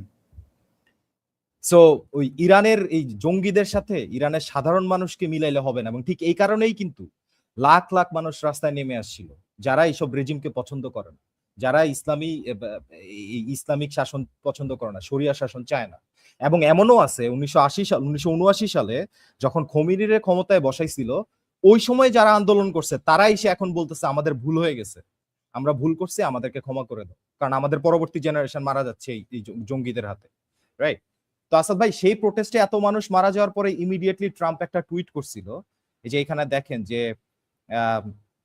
এই লাইনটা, we are locked and loaded and ready to go, এটা কিন্তু মোটামুটি 1-1.5 মাস আগের টুইট, যে আমরা আমেরিকা, আমরা কিন্তু প্রস্তুত আছি এবং আমরা সব সমরাস্ত্র নিয়ে প্রস্তুত আছি, আমরা কিন্তু ইরানের সাধারণ মানুষের সাহায্যে আগে আসবে। তখন থেকে this is the very moment, তখন থেকে হচ্ছে ইরানের উপর প্রেসার বিল্ড করা শুরু হয়েছে। একটা একটা করে আপনার ভেসেল পাঠানো হইতেছে ইরানের দিকে, জঙ্গি বিমান পাঠানো হইতেছে ইরানের দিকে। আপনারা জানেন যে আমি আপনার লাস্ট লাইভে বলতেছিলাম যে ভেনেজুয়েলার প্রেসিডেন্টকে যখন করা হয়েছে, ওইখানেই আমেরিকার একটা ফ্লিট ছিল, জেরাল্ড আর ফোর্ট ওইখানে ছিল, পৃথিবীর সবচেয়ে বড় aircraft carrier Gerald R Ford. ওই জেরাল্ড আর ফোর্টকে ওইখান থেকে আস্তে আস্তে ইরানের দিকে আনা হয়েছে। গতকালকে হচ্ছে জেরাল্ড আর ফোর্ট ইসরায়েলের ইয়াতে গেছে, আর আজকে হচ্ছে অ্যাটাক হয়েছে। তার মানে গত 1-1.5 মাস ধরে বিল্ড আপ করা হয়েছে, পুরা মিডল ইস্টে ইরানের চারপাশে বিল্ড আপ করা হয়েছে যাতে অ্যাটাকটা করা যায়। এবং আপনি এই বক্তৃতাটার কথাই তো বলতেছিলেন ট্রাম্পের, তো আমি প্রথম 2টা লাইন শুনাই এখানে কি ago, the United States military began major combat operations in Iran. Our objective is to defend the American people by eliminating imminent threats from the Iranian regime. So এখানে বললো যে মানে এটা হচ্ছে যুদ্ধটা যখনই অ্যাটাকটা শুরু হয়েছে তখনকার বক্তব্য, যে আমরা ইউনাইটেড স্টেটস অফ আমেরিকা আমরা অফিসিয়ালি ইরানে মেজর মিলিটারি অপারেশন শুরু করছে, এবং আমাদের লক্ষ্য কি, লক্ষ্য কিন্তু ক্রিস্টাল ক্লিয়ার বলছে, আমি আর পরে শোনাবো না, এটা 8-10 মিনিটের বক্তব্য, যে যারা থ্রেট, যে রেজিম হচ্ছে আমাদের জন্য থ্রেট, এই থ্রেটকে এলিমিনেট করা হচ্ছে আমাদের লক্ষ্য, ভেরি ক্লিয়ার। মানে এই রেজিমকে টপল ওভার করা এবং এই রেজিমের যারা জঙ্গিগুলো আছে তাদেরকে করা। আচ্ছা ভাই, আপনাদের কোনো থাকলে বলেন, আমি আবার যাচ্ছি পর। আমি তো একটু চিন্তায় আছি, আপনি পরের জিনিসটাতেই যান না। আমি শুধু ভাবতেছি পক্ষকার নেওয়া হবে আমার মুসলমান বন্ধুরা, বিশেষ করে উগ্রপন্থীরা। এমনি সাধারণ মুসলমানদের আসলে এইসব মারামারি, এইসব কাটাকাটিতে কোনো নাই। তবে ইউএসএ এবং ইসরায়েল মিলে যদি অ্যাটাক করে তাহলে এটা আমরা জানি কি হবে, কারণ অতীতে দেখেন ইসরায়েল একা এই জিনিসগুলো ডিল করেছে। আমি ইমরান বিন বশিরের কাছ থেকে আপনার এই স্লাইড ইনফরমেশনগুলো দেখানোর পরে জানতে চাইবো, ইমরান ভাই যদি একটু মাথায় রাখেন, যে ইমরান বিন বশির, আপনার কাছে জানতে চাইবো যে এই যে একের পর এক অ্যাটাকের ঘটনায় আশেপাশের সকল মুসলিম দেশগুলো কিন্তু ইসরায়েল এবং আমেরিকাকে সাহায্য করেছে। আপনি দেখেন এখনও কিন্তু ইরান থেকে আক্রমণ চালানো হয়েছে অন্যান্য আরব পবিত্র ইসলামিক ভূমিতে, আমেরিকার পর্যন্ত তাদের জিনিস যাবে না। তো এই যে সকল মুসলিম দেশগুলো আমেরিকার পক্ষে, ইসরায়েলের পক্ষে, মানে আমি কি এই দিন দেখার জন্য জন্মাইলাম? এটা একটু জানবো ইমরান বিন বশিরের কাছ থেকে। আপনি একটু স্লাইড যদি দেখাইতেন আলফি সুলেমান ভাই। না না, এই প্রশ্নটা আমরা আরো রিচ করে করতে পারবো ইমরান বিন বশিরের কাছে, কারণ ইসরায়েল আর আমেরিকা ইরানে অ্যাটাক করার পরে ইরান কিন্তু আপনার বাহরাইন, কাতার, ওমান হুম। ছাড়া, সরি ওমান না, বাহরাইন, কাতার, জর্ডান, ইউএই প্রত্যেকটা মুসলিম দেশে অ্যাটাক করছে ইরান। হ্যাঁ, এবং সৌদি আরবে তো ইভেন। এখন আপনি চিন্তা করেন তো, আপনি একটা জিনিস, এই প্রশ্নটা আমরা নিশ্চয়ই স্লাইড দেখে আমি পুরাপুরি ভাবে আসলে মুফতি ইমরান বিন বশিরের কাছ থেকে শুনতে চাই যে যেই ইসলামের জন্মভূমি হচ্ছে সৌদি আরব, বশির ভাই, সেই সৌদি আরবে অ্যাটাক করতেছে ইরান, এবং একটা সুন্নি মুমিন মুসলমান সে সাপোর্ট করতেছে ইরান রে, তাদের পবিত্র স্থান সৌদি আরব বাদ দিয়ে। এটা তো ভাই আমার মাথায় ঢুকতেছে না, আসাদ ভাইয়ের মতো আমারও মাথার উপর দিয়ে যেতেছে, তাই না?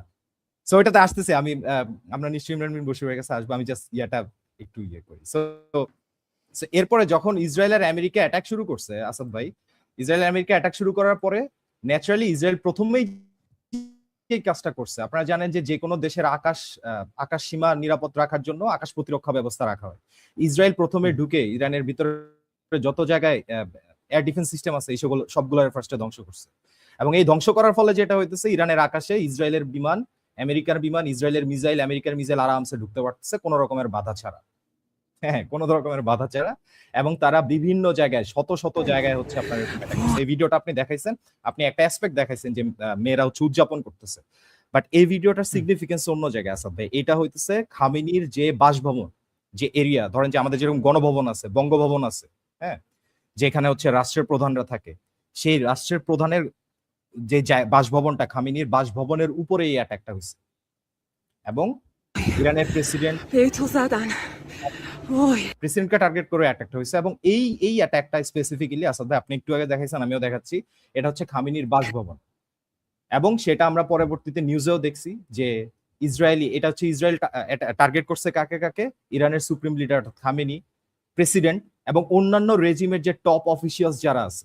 আপনি বলছিলেন না যে খামেনি মরে গেলে বাকি কারা নিবে, বাকি যারা নিবে তাদেরকেও টার্গেট করা হয়েছে। এবং যেহেতু এই কনফ্লিক্টটা শুরু হয়েছে মাত্র 8-10 ঘন্টা হয়েছে, এখনো রেজাল্ট আমরা ইমিডিয়েটলি, মানে ইনস্ট্যান্টলি আমরা অনেক কিছু পাচ্ছি, কিন্তু এটার প্রিসাইজলি কি হয়েছে ওটা জানতে একটু সময় লাগতে পারে। হ্যাঁ, এটা কনফার্মড হয়ে জানতে একটু সময় লাগতে পারে, বাট বি রেস্ট অ্যাসিওরড সবাইকে অ্যাটাক করা হয়েছে। এবং আসাদ ভাই, খামেনির যে বাসাটা আছে, সেই বাসা বা বাসভবনে যে অ্যাটাক করা হয়েছে, ওটার স্যাটেলাইট ছবি হচ্ছে এইটা। আপনি যদি দেখেন কিচ্ছু কিন্তু আস্ত নাই।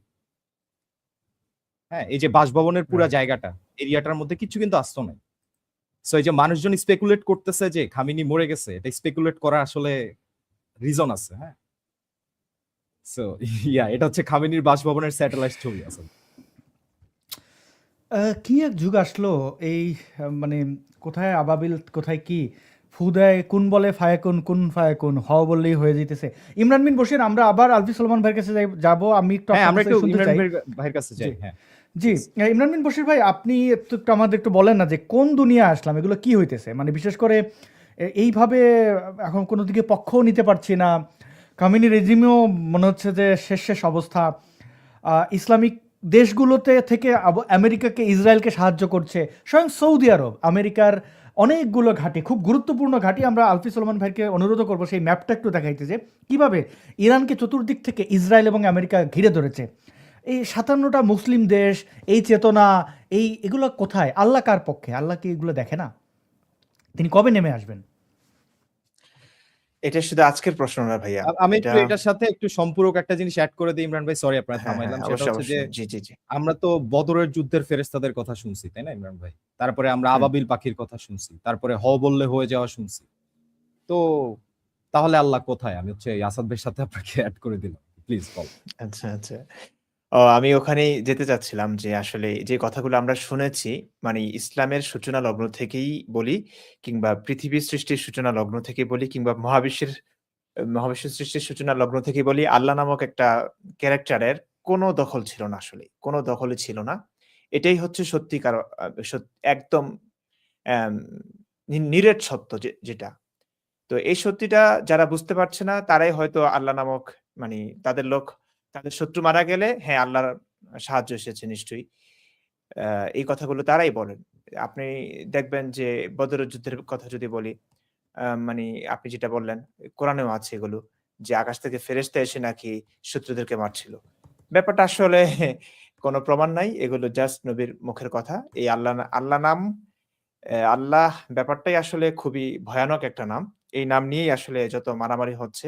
এখনো মানুষ এই আমাদেরকে শত্রু ভাবছে এবং যারা সত্যিকার অর্থেই তাদের শত্রু, তাদেরকে বন্ধু ভাবছে। এটাই। এই যে মরছে, যারা মরছে তারাও ভাবছে যে আমি তো জান্নাতে যাবো। হ্যাঁ? মানে একটা বিশ্বাসের কারণে কিন্তু সে মরে গিয়েও সে মনে করছে যে সে জিতে গেছে। এবং তারা যদি কাউকে মারতে পারছে, তবু সে ভাবছে যে না, আমি মারতে পেরেও আমি বিজয়ী, আমি বীর। তো এই যে ব্যাপারটা আসলে এই আল্লাহ কিংবা বিশ্বাস, একটা বিশ্বাস, পারলৌকিক বিশ্বাস কিংবা একটা অন্ধবিশ্বাসকে সামনে রেখেই মানুষ এই কাজগুলো করছে। এরা যতদিন না বুঝবে এটা আসলে ফেক কিংবা কোন দখলদারিত্ব নেই আল্লাহ নামক ফেক ক্যারেক্টারের, ততদিন পর্যন্ত মনে হয় না শান্তি আসবে কিংবা সবকিছুর সমাধান আমাদের মিলবে। আজকে ইসলাম কত দলে বিভক্ত হয়ে আছে দেখুন। আম এই যে বাংলাদেশের মানুষরা ইরানের পক্ষে কথা বলছে। অথচ আপনি জানেন ইরানের যে মানুষ শিয়াদেরকে সুন্নিরা আমরা কিন্তু মুসলিমই মনে করি না। ওদেরকে কাফেরই বলি। কিন্তু তারপরেও কোন না কোন একটা কারণে এখন শিয়াদের পক্ষে কথা বলছে। সৌদির বিরুদ্ধে কথা বলছে। এগুলো আপনারা খুব ভালো বুঝবেন। আমি ভূরাজনৈতিক কিংবা জিওগ্রাফি এগুলো ভালো করে একটা বুঝি না। যতদূর আপনাদের কাছ থেকে শুনি আমার কাছে অনেকটা স্পষ্ট হয়ে যায় আসলে কেন এমনটা করে। বাংলাদেশের মানুষ বলেন কিংবা পুরো পৃথিবী একদিকে চলে যাচ্ছে একদমই পুরোপুরি যারা অন্ধবিশ্বাসী, যারা ইসলামটাকে মনে প্রাণে বিশ্বাস করে তারা একদিকে চলে যাচ্ছে। আর মুসলিম কিংবা কাফের বলি না কেন, যারা একটু বিবেচনা বোধ যাদের আছে, একটু যুক্তি বুদ্ধি দিয়ে ভাবার চেষ্টা করে ধর্মটাকে, তারা কিন্তু একদিকে চলে গেছে। আজকে সৌদি আরব, আজকে আমেরিকা ইসরায়েলের পক্ষে কেন? কিংবা এমনটা হতে পারে যদি আপনারা এই ব্যাপারগুলো আসলেই সত্যি হয়। হ্যাঁ, আসলেই সত্যি। তার মানে হচ্ছে ওরা সৌদি আরব কিন্তু অনেকটাই সেকুলার হচ্ছে এবং অনেকটাই মানুষ হচ্ছে ওরা। ওরা বুঝতে পারছে। এটার শত প্রমাণ তো আমরা দেখতেই পাচ্ছি। সৌদি আরবে কি হচ্ছে এগুলো ইসলামের ছিটেফোঁটাও কিন্তু নাই। সো তো সৌদি আরব অনেকটা বুঝতে পারছে। যদিও এগুলো মৌখিকভাবে কখনোই স্বীকারোক্তি দেবে না। এটা তো আসলে কখনোই দেওয়া যায় না। সৌদি আরবের অর্থনীতি কিসের উপর দাঁড়িয়ে আছে আমরা জানি। হজের উপরে। তো ধর্ম আসলে কি এটা কখনোই মুখ ফুটে বলা লাগে না। সবাইকে কল্লা বাঁচাতে হয়। আমাদের মতো স্পষ্টবাদী কেউ না। হ্যাঁ, আমরা হাতে গোনা কয়েকজন অ্যাক্টিভিস্ট আছি যারা একদম মূল সত্যটা বলছি। কিন্তু এই একই সত্য অনুধাবন করছে লক্ষ কোটি মানুষ। মুসলিম দেশগুলো পর্যন্ত। কিন্তু তারা এই সত্যগুলো বলবে না। কিন্তু তাদের সৌদি আরবের কথা আচার-আচরণ তাদের বলছিলেন, আমি একটু মনে করাই দিই দর্শকদের মনস্তত্ত্বের জন্য যে সৌদি আরবে মদ লিগ্যাল হলেও বাংলাদেশে হয়নি। আমরা সৌদি আরবের চেয়ে বড় মুসলমান। ওই দিক থেকে একটু শান্তিতে থাকা উচিত। আমরা প্রাউড করতেই পারি। জি, ইমরান ভাই। হ্যাঁ, শুধু মদ না ভাইয়া সবকিছুই হচ্ছে এখন। এই পর্ন স্টারদেরকে লাল গালিচা বিছানো হয়েছে কয়েকদিন আগে দেখলাম। তো হুম। চিন্তা করুন অবস্থা। পর্ন স্টারদেরকে ইয়া ভাই, মানে ইমরান ভাই, আমি জাস্ট একটা সম ইনফরমেশন ইনজেক্ট করি এখানে। সৌদি জি। আরবিয়া ফিল্ম ইন্ডাস্ট্রিতে, সিনেমা ইন্ডাস্ট্রিতে hundreds of millions dollar invest করতেছে। ওদের এখানে নতুন সিনেমা হল খুলতেছে এবং ডোমেস্টিক্যালি সৌদি সিনেমা যাতে বানানো যায় সেটার পিছনে ওরা ইনভেস্ট করতেছে। অন্যান্য স্পোর্টস আর এগুলো তো দেখতেছেন। কত হ্যাঁ, বড় সাচ্চা মুসলিম দেখেন, বাংলাদেশ আইপিএল বয়কট করলেও Saudi Arab IPL A millions of dollars ওখানে ইনভেস্ট করতেছে। মানে হ্যাঁ। মানে কাছের মানুষরা বুঝে গেছে ধর্ম কি আর দূরের মানুষরা শুধুমাত্র গোঁজামিল দিয়ে ধর্মটাকে বাঁচিয়ে রেখেছে। ওরা নিজেরাই ঠকছে আসলে। কি বলবে? এইগুলো দুঃখের কথা ভাই। এগুলো একদমই যদিও হাসছি ধর্মটা আসলে হাস্যকর বিষয়। কিন্তু দিন শেষে মানুষগুলো মারা যাচ্ছে এবং আমাদের ধর্মের লোকগুলো মারা যাচ্ছে। আমাদের দেশের মানুষগুলো মারা যাচ্ছে। আমাদেরই তো জাতি ভাই ওরা। তো খারাপ লাগে আসলে খারাপ লাগা ছাড়া কিছু মানে কি বলবো? ওদেরকে বোঝাতে গেলেও আমাদেরকেই শত্রু মনে করবে। এটা তো আচ্ছা ঠিকই, ইমরান বিশ্ব ভাই, আপনি যেখানে তো দেখেন। মুফতি মানুষ, আপনার কাছ থেকে আমি একটা ফতোয়া। আচ্ছা হ্যাঁ, আসাদ ভাই প্লিজ বল। জি, আপনি শেষ করেন, তাহলে আমি আরেকটা জিনিস মুফতি ইমরান বিন বশিরের কাছে আরেকটা জিনিস উপস্থাপন করবো। আচ্ছা আপনার না, ফতোয়া, ওই আপনার প্রশ্ন। মুফতি ভাইয়ের কাছে একটা জিনিস জানতে চাবো, একটা স্টেটমেন্ট দেখায় আসাদ ভাই, আপনি যদি স্ক্রিনটা দিতেন আর কি। হ্যাঁ, তো নিশ্চয়ই।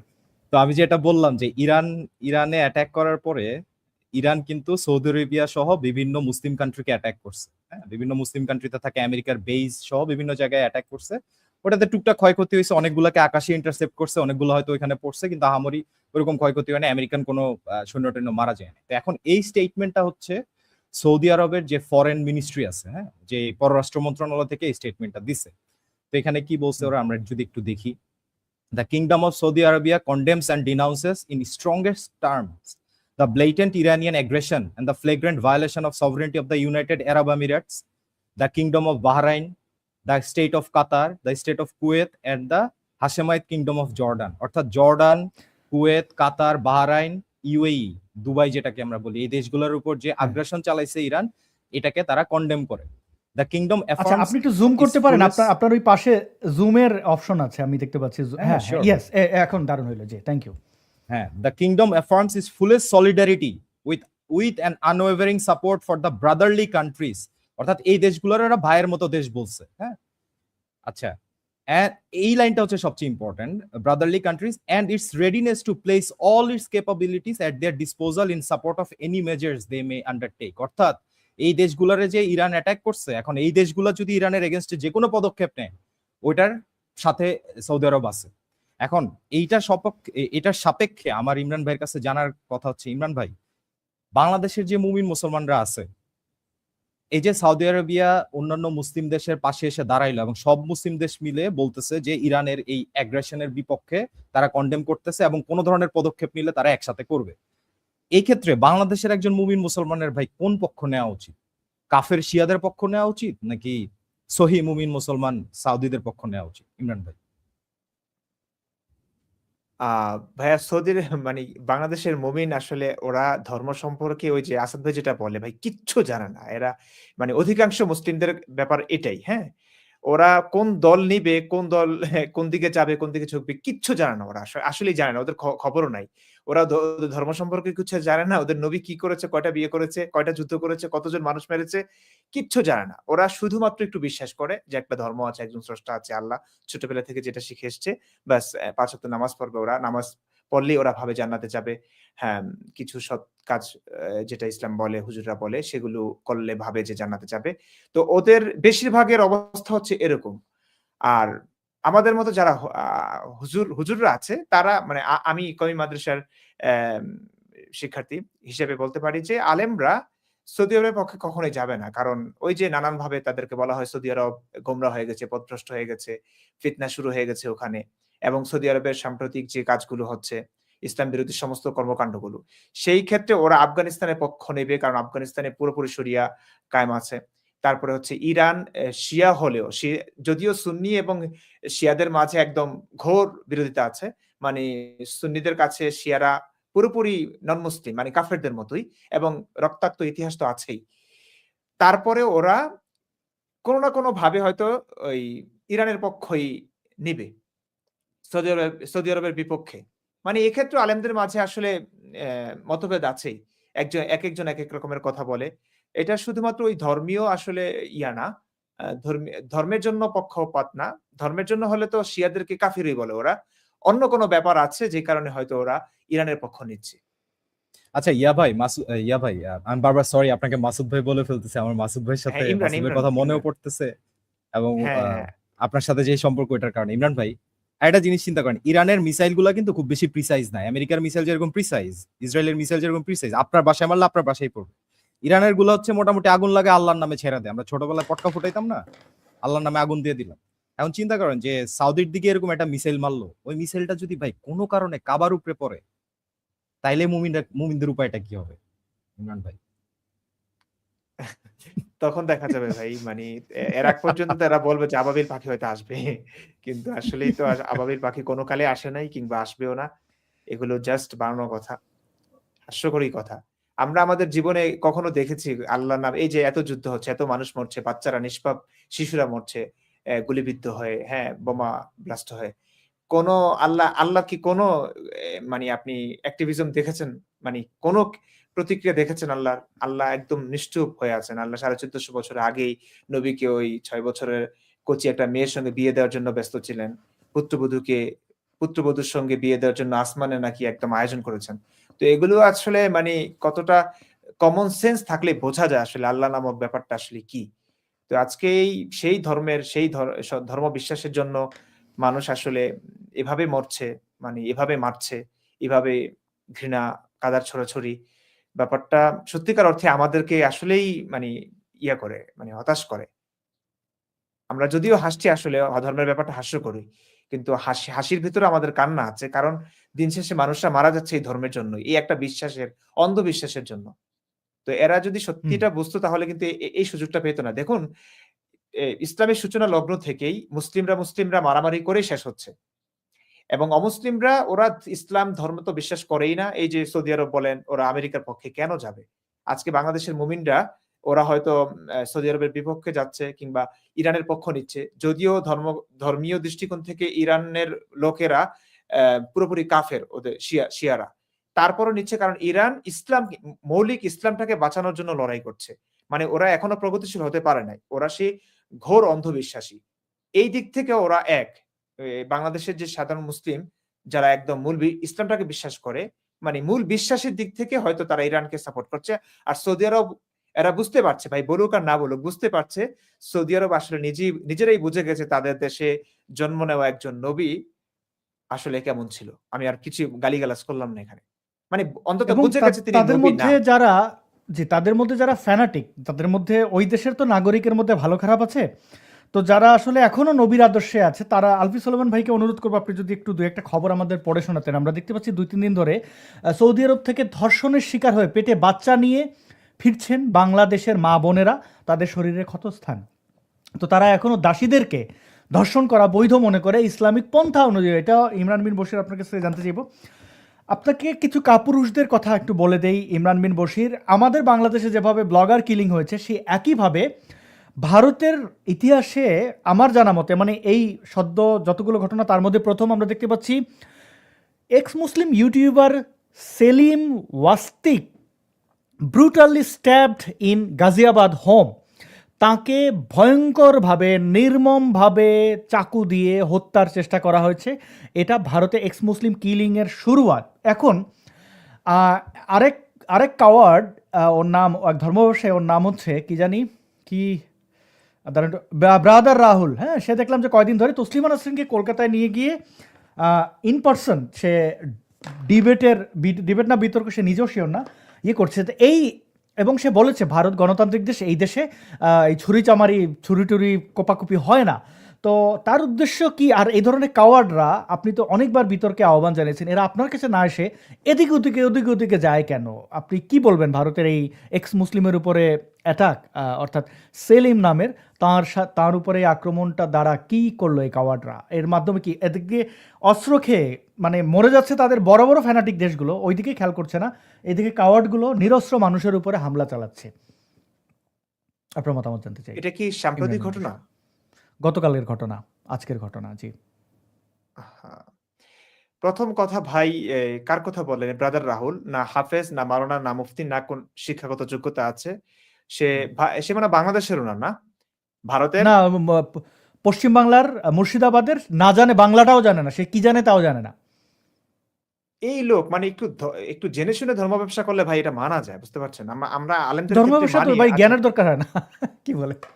না, তারপরেও তো ধর্ম সম্পর্কে তো মানে অন্যান্য জ্ঞান তো নাই। ধর্ম সম্পর্কে কিছুটা জেনে তো ধর্ম ব্যবসা করা উচিত।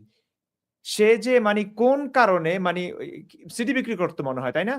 সেখান থেকে দেখেছে কোনোভাবে পর্ন, মানে ওই না ওই মেমোরি কার্ডে গান টান লোড করতো, পর্ন লোড করতো, আচ্ছা, আগে আচ্ছা। যেগুলো চলতো আর কি, ছবি টবি লোড করতো। তো একটা ভালো বা ব্যবসা বেছে নিয়েছে। piracy। সে বাংলাদেশে এসে বাংলাদেশের একদম অন্ধ মুসলিমদের কাছে একদম হিরো হয়ে গেছে অনেকের কাছে। এরে ভাই, বাংলাদেশের কোন কওমি আলেম, কোন হক্কানি আলেম যাদেরকে আমরা হক্কানি মনে করি, আসলে ইসলাম সম্পর্কে মোটামুটি ধারণা আছে, তারা কেউ তাকে গণায় ধরে না। বিভ্রান্ত, পথভ্রষ্ট এবং মূর্খ বলে মনে করে। প্রথম কথা এটা। দ্বিতীয় কথা হচ্ছে ভাই, ইসলামে আমি কিন্তু প্রতিবারই আমরা মাসুদ ভাই সহ আমরা সবাই কিন্তু ১০ লক্ষ টাকাও দিব বলেছিলাম শায়েখ আহমদুল্লাহ আজহারি, ওনাদের সঙ্গে আমরা ডিবেট করব কিংবা আলোচনায় বসবো। সেটার জন্য আমাদের মানে প্রস্তাব কিন্তু জানানো হয়ে গেছে। আমাদের সেই আহ্বান কিন্তু অনেক আগেই জানিয়েছে, এখনো কোনো সাড়া পায়নি আজ পর্যন্ত। আমরা বসলে মানে যারা ইসলাম সম্পর্কে বিজ্ঞ, যারা ইসলাম আসলেই মানেন, তাদের সঙ্গে আমরা বসবো। এবং এই প্রস্তাবটা আমরা দিতে পারি, কারণ আমরা শান্তির কথা বলি সবসময়। আমরা আলোচনায় বসতে চাই, আলোচনার মাধ্যমে একটা জিনিসের সমাধান চাই। আমরা আমাদের বিপরীত মন মানসিকতার মানুষকে আমরা হত্যা করি না নির্মমভাবে। নবী, এই যে ডিবেটের কথা যদি আসে, ওরা আল্লাহর প্রমাণ না নিয়ে, মানে আল্লাহর অস্তিত্বের প্রমাণ না নিয়ে ওরা ঈশ্বরের অস্তিত্ব প্রমাণ, এইসব ব্যাপারে ডিবেট করতে কেন চায় আমি এই ব্যাপারটা বুঝি না। ওদের নবীজিকে ওরা ফলো করছে না। দেখুন, নবীজিকে যখনই আল্লাহ সম্পর্কে জিজ্ঞাসাবাদ করা হতো, নবী তখন রেগে যেতেন। নবী তখন মানুষকে মারতেন। হুয়াই ইবনে আখতাব এই প্রশ্ন করেছিল, নবী পুরোপুরি রেগে গেছে। নবী রেগে যে কথাটা কোরআনের আয়াতগুলো নাজিল করেছে, একে তো সূরা আম ইখলাস নাজিল করেছিল একবার, আরেকবার ওমাকারু ওমাকারাল্লাহ সরি আম আরেকটা আয়াত নাজিল করেছিল যে তারা আল্লাহকে যথোপযুক্ত যথোচিত সম্মান করে না। তো এই যে নবীজি মানে তাদের প্রশ্নের জবাবে যেই প্রতিক্রিয়াগুলো দেখিয়েছে, একবারও কিন্তু বসার কথা বলে নাই, ডিবেটের কথা বলে নাই। ইসলামে এটা নাই যে ইসলাম যদি কেউ না বোঝে তাকে আসলে বোঝাও ইসলাম। ব্যাপারটা এরকম না। স্পষ্ট হাদিস আছে যে তোমরা যাদের কাছে ইসলামের দাওয়াত পৌঁছায় নাই, তাদের কাছে গিয়ে ১ম এ শুধুমাত্র বলবে যে ইসলাম নামক একটা ধর্ম আছে। তোমরা ইসলাম গ্রহণ করো। তারপরেই যদি তারা গ্রহণ করে তাহলে তো মুসলিম হয়ে গেল। আর যদি গ্রহণ না করে তখনই যুদ্ধ। সেই যুদ্ধে প্রাপ্তবয়স্ক পুরুষদেরকে হত্যা এবং নারী শিশুদেরকে বন্দী করে দাস-দাসী বানানো হয়। তাদের দাসীদের সঙ্গে তো সেক্সও বৈধ ইসলামে। ব্যাপার হচ্ছে আলোচনায় বসা, বিতর্ক কিংবা ইসলাম না বুঝলে তাদেরকে বোঝানোর ব্যাপারটা ইসলামে একদমই নাই। নবীকে ইহুদিরা বসার কথা বলেছিল। একবার নবীজি বসেও ছিল তার অনুসারীর কথায়। কিন্তু যখন তারা ৩০ জন ইহুদিরা এসেছে কথা বলবে, আলেম এসছে, তখন নবীজি হঠাৎ করে বলল যে হঠাৎ করে সে মজলিস থেকে পালিয়ে গেলেন তিনি। হ্যাঁ, এটা নিয়ে আমি ভিডিও বানিয়েছিলাম। পালিয়ে গেলেন, তখন সাহাবীরা তাকে খুঁজতে লাগলেন। খুঁজে মদিনায় আসলেন। দেখলেন যে নবী তো মদিনায় এসেছে। তখন জিজ্ঞেস করলেন, ইয়া রাসূলুল্লাহ আপনি তো ওখান থেকে চলে আসলেন কেন? বলে যে ওখানে জিবরাইল এসে আমাকে জানালো যে ওই বাসার ছাদে কেউ একজন তাকে মারবার জন্য ষড়যন্ত্র করেছিল। এই কারণে জিবরাইল জানিয়েছে নবী চলে এসেছে। মানে এই যে ভাওতাবাজিটা, এই যে জিবরাইলের কথা বলে নবী ডিবেট থেকে পালিয়ে বেরিয়েছে। কোনোভাবেই নবীজি কখনোই ডিবেটে বসে নাই ভাই। এবং আল্লাহ নিয়ে আল্লাহর অস্তিত্ব নিয়ে প্রশ্ন করলে নবীজি মেরে ফেলতেন তাকে এবং রেগে যেতেন। সেই ধর্মের লোকেরা আসলে ডিবেটের কথা বললে হয় না। আর তসলিমা নাসরিন একজন ইন্টারন্যাশনাল পারসন। উনি বসলে বসবেন। আমি এটা ভিডিও বানিয়েছি, হয়তো আপলোড করা হবে, এখনো করা হয়নি। তা আমার খুব আ অদ্ভুত লেগেছে যে এই লোক তসলিমা নাসরিনের সঙ্গে বসতে কেন চাচ্ছে? আমরা অলরেডি বাংলাদেশের সর্বজন বিদিত যাদেরকে সকলে মানে। হ্যাঁ, যারা ইসলামটাকে মানে বলে মনে করে। আমি ১ম এ ভেবেছিলাম যে কি যেন একজন আছে না যে খুব একটা ভালো আলেম না আরে। আবু তোহা মোহাম্মদ আদনান। তার সঙ্গেও ভাবছিলাম বসবো। পরে দেখলাম যে সেও আসলে ওই আমাদের মতোই মানুষ। শুধুমাত্র ধর্মের ব্যবসার জন্য সে, কারণ এক্সাক্টলি। ঘরে বউ রেখে, রাহুলও ২ কিন্তু টা বউ তাই। রেখে হ্যাঁ, রাহুলও কিন্তু মামুনুল তাই। হক সাহেবের ব্যাপারে ৫০১ নম্বরে গিয়া ওই হোটেলে গিয়া যখন ধরা খায় তখন তার এক স্ত্রীর কথা মানুষ জানতে পারে। তার মানে ভাই এরা ইসলামটাকেও প্রাত্যহিক জীবনে এদের পার্সোনাল লাইফে এরা ফলো করে না। তো এই আহমদুল্লাহ সাহেবের কোন কেলেঙ্কারি এই পর্যন্ত পাইনি। আজহারী সাহেবেরটাও পাইনি। এই দুজনের সঙ্গে। কারণ এরা সর্বজন বিদিত, অনেক মানুষ এদেরকে মানে, এদের শিক্ষাগত যোগ্যতা আছে। আমি একজন মুফতি, হাফেজ। সেই হিসেবে তাদের সঙ্গে আমরা বসবো। অলরেডি আহ্বান জানানো হয়ে গেছে। আমরা প্রস্তুত আছি এখনো। বসে আছি অপেক্ষায়। ই- ওদের ইমরান ভাই, ওরা আপনি যাদের কথা বলছেন, এই যে আহমদুল্লাহ বলেন, মিজানুর রহমান আজহারী, এরা কিন্তু নাস্তিক। এরা এই জামাতের, আপনি দেখেন না, আমির হামজা সে কিন্তু বলে ফেলেছে যে কাবায় যে আমরা মক্কায় হজ করতে যাই যে শয়তানের উদ্দেশ্যে পাথর মারি, ওই শয়তান ওটা তো একটা স্থাপনা। তাহলে ২১শে ফেব্রুয়ারির জন্য ভাষা শহীদদের উদ্দেশ্যে যে শহীদ মিনার, সেটাও একটা স্থাপনা, ওটা পাথর পূজা না। তো এরা আসলে চিপায় পড়লে এগুলো স্বীকার করে। আমার আমি মনোবিজ্ঞানী না, কিন্তু আমি তো রাহুলের বয়স আমার চেয়ে ছোট হলে খুব বেশি ছোট হবে না। আর তার আগের ছবি টবি দেখে সে ওই দোকানের যে কম্পিউটার নিয়ে আগে বসতো না, একটা CRT monitor, cathode ray tube, ওই বড় মনিটর নিয়ে বসতো, ওই গান টান লোড করতো। গান টান লোড যারা করতো তারা আমার বয়সে যারা আছেন, মিলেনিয়াল যারা আছেন, যাদের ১৯৮৫ থেকে যারা একই সাথে ক্যাসেট প্লেয়ার দেখেছেন, তারপরে কম্প্যাক্ট ডিস্ক বা সিডি বা ভিডিও কম্প্যাক্ট ডিস্ক ভিসিডি যখন আপনারা দেখেছেন, তারপরে যখন মেমোরি কার্ড, এসডি কার্ড আসলো, তখনকার সময় মানুষ এই কম্পিউটারের দোকানে যেত গান টান লোড করতে। তো গানের ওই দোকানদাররা করতো কি, সকালবেলা দোকানটা খুলতো কোরআন তেলাওয়াত এবং বিভিন্ন ওয়াজিদের ওয়াজ দিয়ে, তারপরে ওই বিসমিল্লাহ বলে শুরু করতো। তারপরে সেখানে তাদের মূল ব্যবসা ছিল হিন্দি সিনেমার গান টান, তারপর হচ্ছে যে বিভিন্ন সিনেমা, এগুলো সবই পায়োরেটেড, এবং পর্ন। এই তিনটা হচ্ছে তাদের কাছে খুবই কমন নিয়েছিল। তখন ইন্টারনেট এতটা অ্যাভেলেবল ছিল না, মানুষ চাইলেই ইন্টারনেটে ঢুকতে পারতো না। তো রাহুল ওই যেটা সকালবেলা কিছু একটা বাজাইতে হবে, বাজাইতো, ওই জাকিরের ওয়াজটা শুনে চিন্তা করলো আর এই সালার এইটা তো ভালো ব্যবসা, এটা করলে কেমন হয়, তো সে ওই ব্যবসায়ী গেছে, তার উত্থান ওইটা, ইসলাম পড়ে ইসলামই করে নাই, জাকিরের ওয়াজ শুনে এসে আরেকটা এ ব্যাপার হচ্ছে কখনো ভাইয়া, তসলিমা নাসরিন চ্যালেঞ্জ করে, কখনো এ করে, এইখানে কয়েকটা ছাগলের 3 নম্বর বাচ্চার মতো সে বলছে যে আমার লাইভে আস, সাহস থাকলে আমার সাথে ডিবেট কর, মানে কোথাকার কোন হরিদাস পাল তারা এসে বলবে যে সাহস দেখাইতে না হবে না তাদের হয়েছে সাথে। তো আসাদ ভাই, হয়েছে তো। ধরেন যে এই যে মোহাম্মদ যে 6 বছরের আয়েশার সাথে বিয়ে করছে এবং 9 বছরে তার সাথে যে সেক্স করছে, এটা তো আপনার সাথে যে কোট আনকোট ডিবেট করতে যে সে গেছে, এটার মাধ্যমে তো লাখ লাখ মানুষ জানতে পারছে প্রথম, তাই না? জিতে গেছে, জিতে যাক, বাট এই যে মানুষ জানছে, এটাই এটাই গুড না এনাফ। ভাইয়া, এই যে মানে ছোট একজন বড় বড় ডিবেটে যাওয়া আলেমরা কি লোক করেন জানেন? সে দাবি করে যে আমি জিতে গেছি, মানে এইটা কি হ্যাঁ। ধরনের হাস্যকর একটা জিনিস। আজকে 2 বছর হয়ে গেছে, 3 বছর, এই 3 বছর 2023-এও ডিবেটটা হয়েছিল, একটা বারের জন্য আমি বলি নাই যে ওইখানে রাহুলের অবস্থা কি করেছে আমি জিতেছি, কারণ আমি জানি আসাদ ভাই আপনার জিতার আমি দরকার কি নাই তো, করেছি। আপনি তো ডিবেট শুরু হওয়ার আগেই জিতে গেছেন। দ্য টপিক ইটসেলফ যে 9 বছর একটা বাচ্চার সাথে সেক্স করতেছে একজন নবী, এইটা নিয়ে যে এটাকে ডিবেট একজন বৈধতা করতেছেন, দিচ্ছে। এটা যে লাখ লাখ মানুষ দেখতেছে, এটাই তো জিতার দরকার নাই ভাই। আপনি হেরে যান, আপনি একদম বাজেভাবে হেরে গেছেন, আমরাও মেনে আর নিছি ভাই আপনি হেরে গেছেন। নবীজিকে বাঁচানোর জন্য যে শশা টশার কথা আবার শশা খেজুর তো আরে আছেই ভাই ভাই, সবচেয়ে সেই বিখ্যাত থতমত শশা খেয়ে খেজুর। গেছিল যখন ওই যে আলীর রেফারেন্সটা, যে আলী যখন আলী যখন প্রস্তাব দিছে, হ্যাঁ, তখন বলছে না ওইটা ওইটা ওইরকম না, ওইটা অন্যরকম ছিল, মানে হ্যাঁ, হ্যাঁ। মোহাম্মদের মেয়ের যখন প্রস্তাব আসছে তখন যে বলছে যে আমার মেয়ের বয়স হয় না, তখন বলছে না ওইটা অন্যভাবে বলছে, এটাই বলছে মানে পদে পদে রন্ধ্রে রন্ধ্রে এদের। আমি পরে ফিল করলাম যে এর কিছু যায় আসে না, এই যে এইভাবে ইসলামটাকে উলঙ্গ করে দিল, তাতে তার কিচ্ছু যায় আসে না।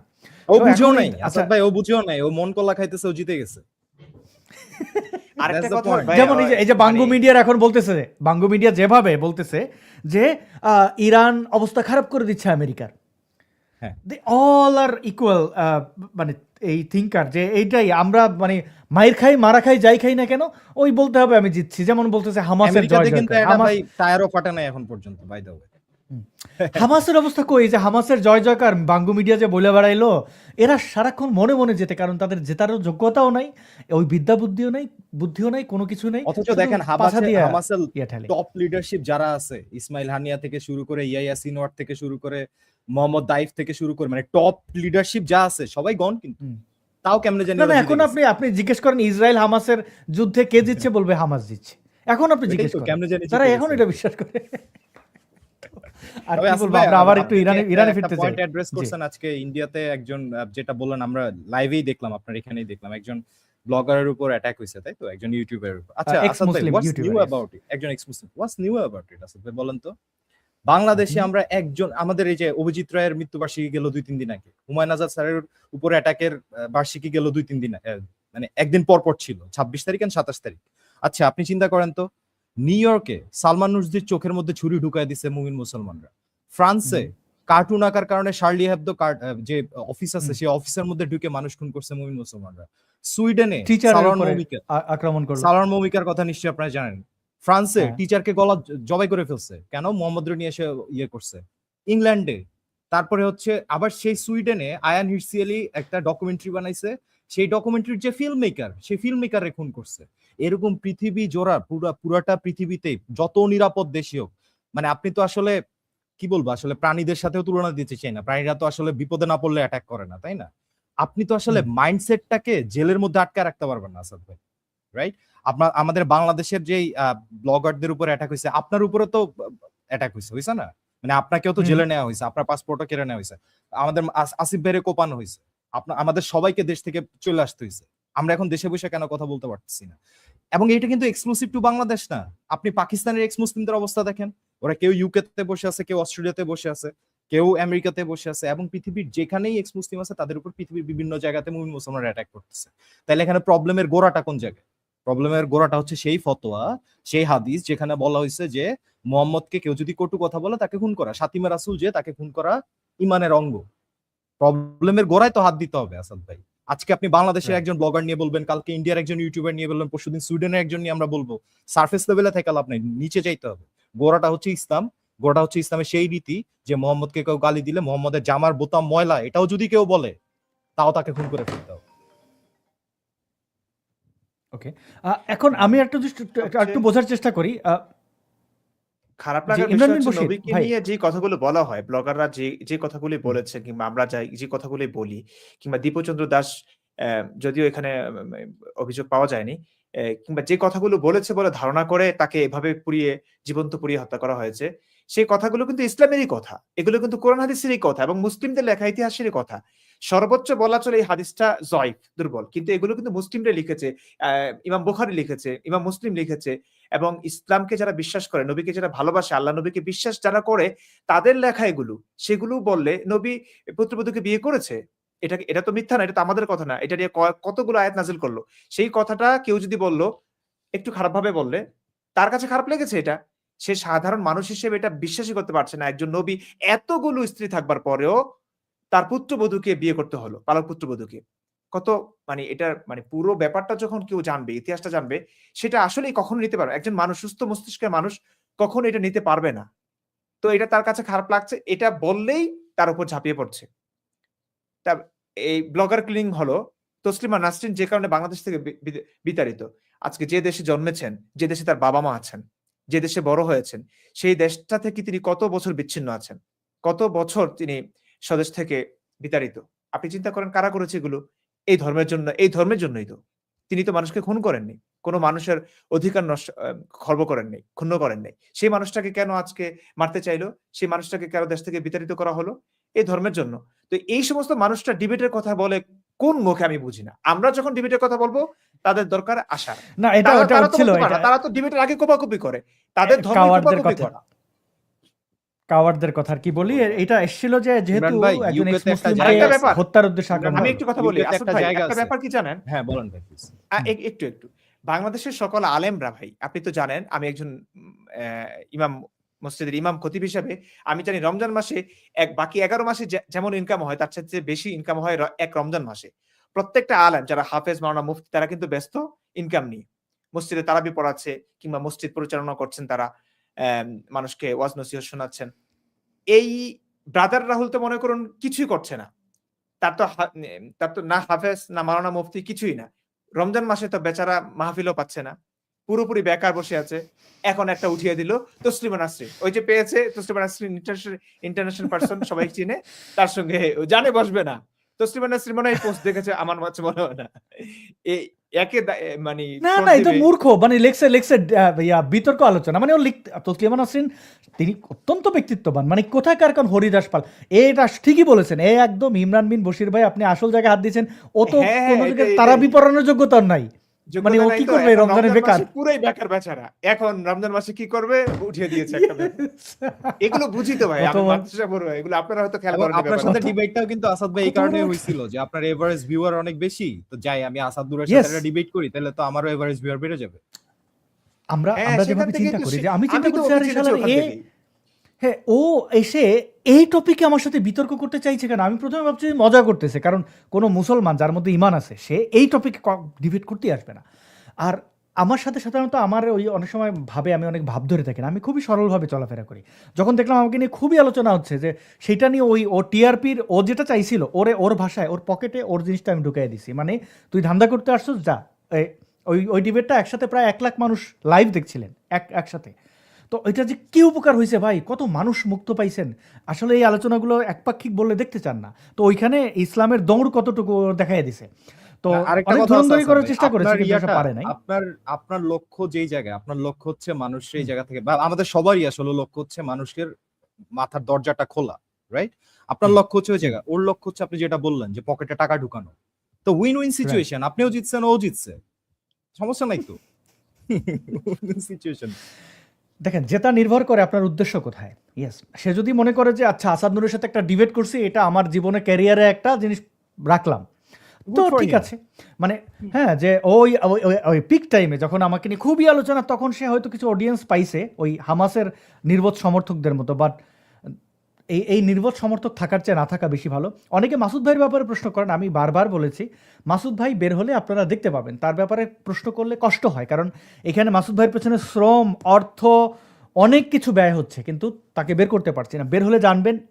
আমি আগের লাইভে অনেককে ব্লক করেছি এই র্যান্ডম এই ধরনের কমেন্টগুলো করলে। স্প্যাম এক হচ্ছে বিরক্ত লাগে, আর হচ্ছে আপনারা বের হলে তো দেখতেই পাবেন। তা আপনি পারলে তারে বের করেন, বের করে নিয়ে আসেন, না পারলে চুপ থাকেন।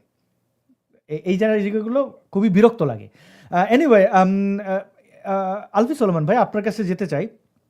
আপনি আবার আসাদ ভাই, মুফতি সাহেবের মাঝখানে সাথে ফিরে, জি। আমরা ওই যে ইরানে ঢুকার আগে মাঝখানে আপনি একটা কথা বলছিলেন, এটা স্লিপ করে যাচ্ছে। That's a very very important point. সেটা হইতেছে যে এই নিউজটা নিয়ে আপনি কথা বলছেন, জি, বাংলাদেশ সৌদি আরবের থেকে নারী। আমরা জানি যে বাংলাদেশ থেকে মধ্যপ্রাচ্যের বিভিন্ন দেশে, সৌদি আরবিয়া, ওমান, কাতার, কুয়েত, হ্যান বিভিন্ন দেশে বাংলাদেশ থেকে পুরুষ শ্রমিকের পাশাপাশি নারী শ্রমিকরা যায়। পুরুষ শ্রমিক যারাও যায় তারাও কিন্তু মানবেতর জীবন যাপন করে।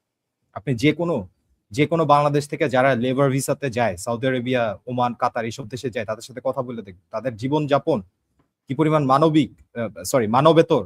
এটা আসলে তাদের সাথে কথা বললেই বুঝতে পারবে যে তাদের খাওয়ার ঠিক নাই, ঘুমানোর ঠিক নাই, মানে কলুর বলদের মতো পরিশ্রম করে যাইতেছে। কাতারে ওয়ার্ল্ড কাপ হওয়ার আগে ভাই, কাতার স্টেডিয়াম বানানোর সময় কত 3,000 না 5,000 মানুষ মারা গেছে স্টেডিয়াম বানানোর জন্য। এখন ধরেন আপনি একটা স্টেডিয়াম বানানোর যদি টাইম ফ্রেম দেন যে 15 দিনের মধ্যে স্টেডিয়াম বানাইতে হবে, ওখানে কি পরিমাণ পরিশ্রম করা লাগে, তাই না? তো এইখান থেকে বাংলাদেশ থেকে যারা মহিলা শ্রমিক অনেকে যায়, নারী শ্রমিক যারা যায়, এদেরকে আপনি ওই যে ওয়ার্ডটা বলছেন, এদেরকে এসেনশিয়ালি দাসী হিসেবে ট্রিট করে। সৌদি, কাতার, কুয়েত, ওমান, আবুধাবি, যেখানেই যাক দাসী হিসেবে ট্রিট করে। এবং ইনাদের উপরে যে কি অকথ্য নির্যাতন চলে। ধর্ষণ তো একটা নিয়মিত ঘটনা ভাই, ধর্ষণ একটা নিয়মিত ঘটনা। এদেরকে ধর্ষণ তো করা হয়, অনেক সময় জানে মেরে ফেলা হয়। জানে মেরে ফেলে কফিনে লাশটা ঢুকে বাংলাদেশে পাঠায় দেয়, পরিবারে ধরেন যে 1,000 রিয়াল পাঠায় দেয়। হ্যাঁ, তো এই জিনিসগুলা নিয়ে আপনি আজকে পর্যন্ত বাংলাদেশের কোন এই মুমিন মুসলমানদের মা বোনই কিন্তু আপনার আমার মা বোন যাইতেছে না কিন্তু সৌদি আরবিয়া, কাতার, কুয়েতে। এই মুমিনদেরই মা বোন, আত্মীয় স্বজন যাইতেছে।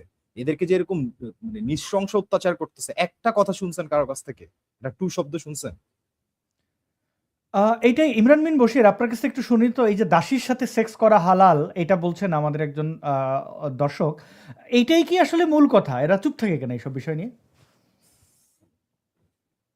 হ্যাঁ, দাসীর সঙ্গে সেক্স করা তো বৈধ।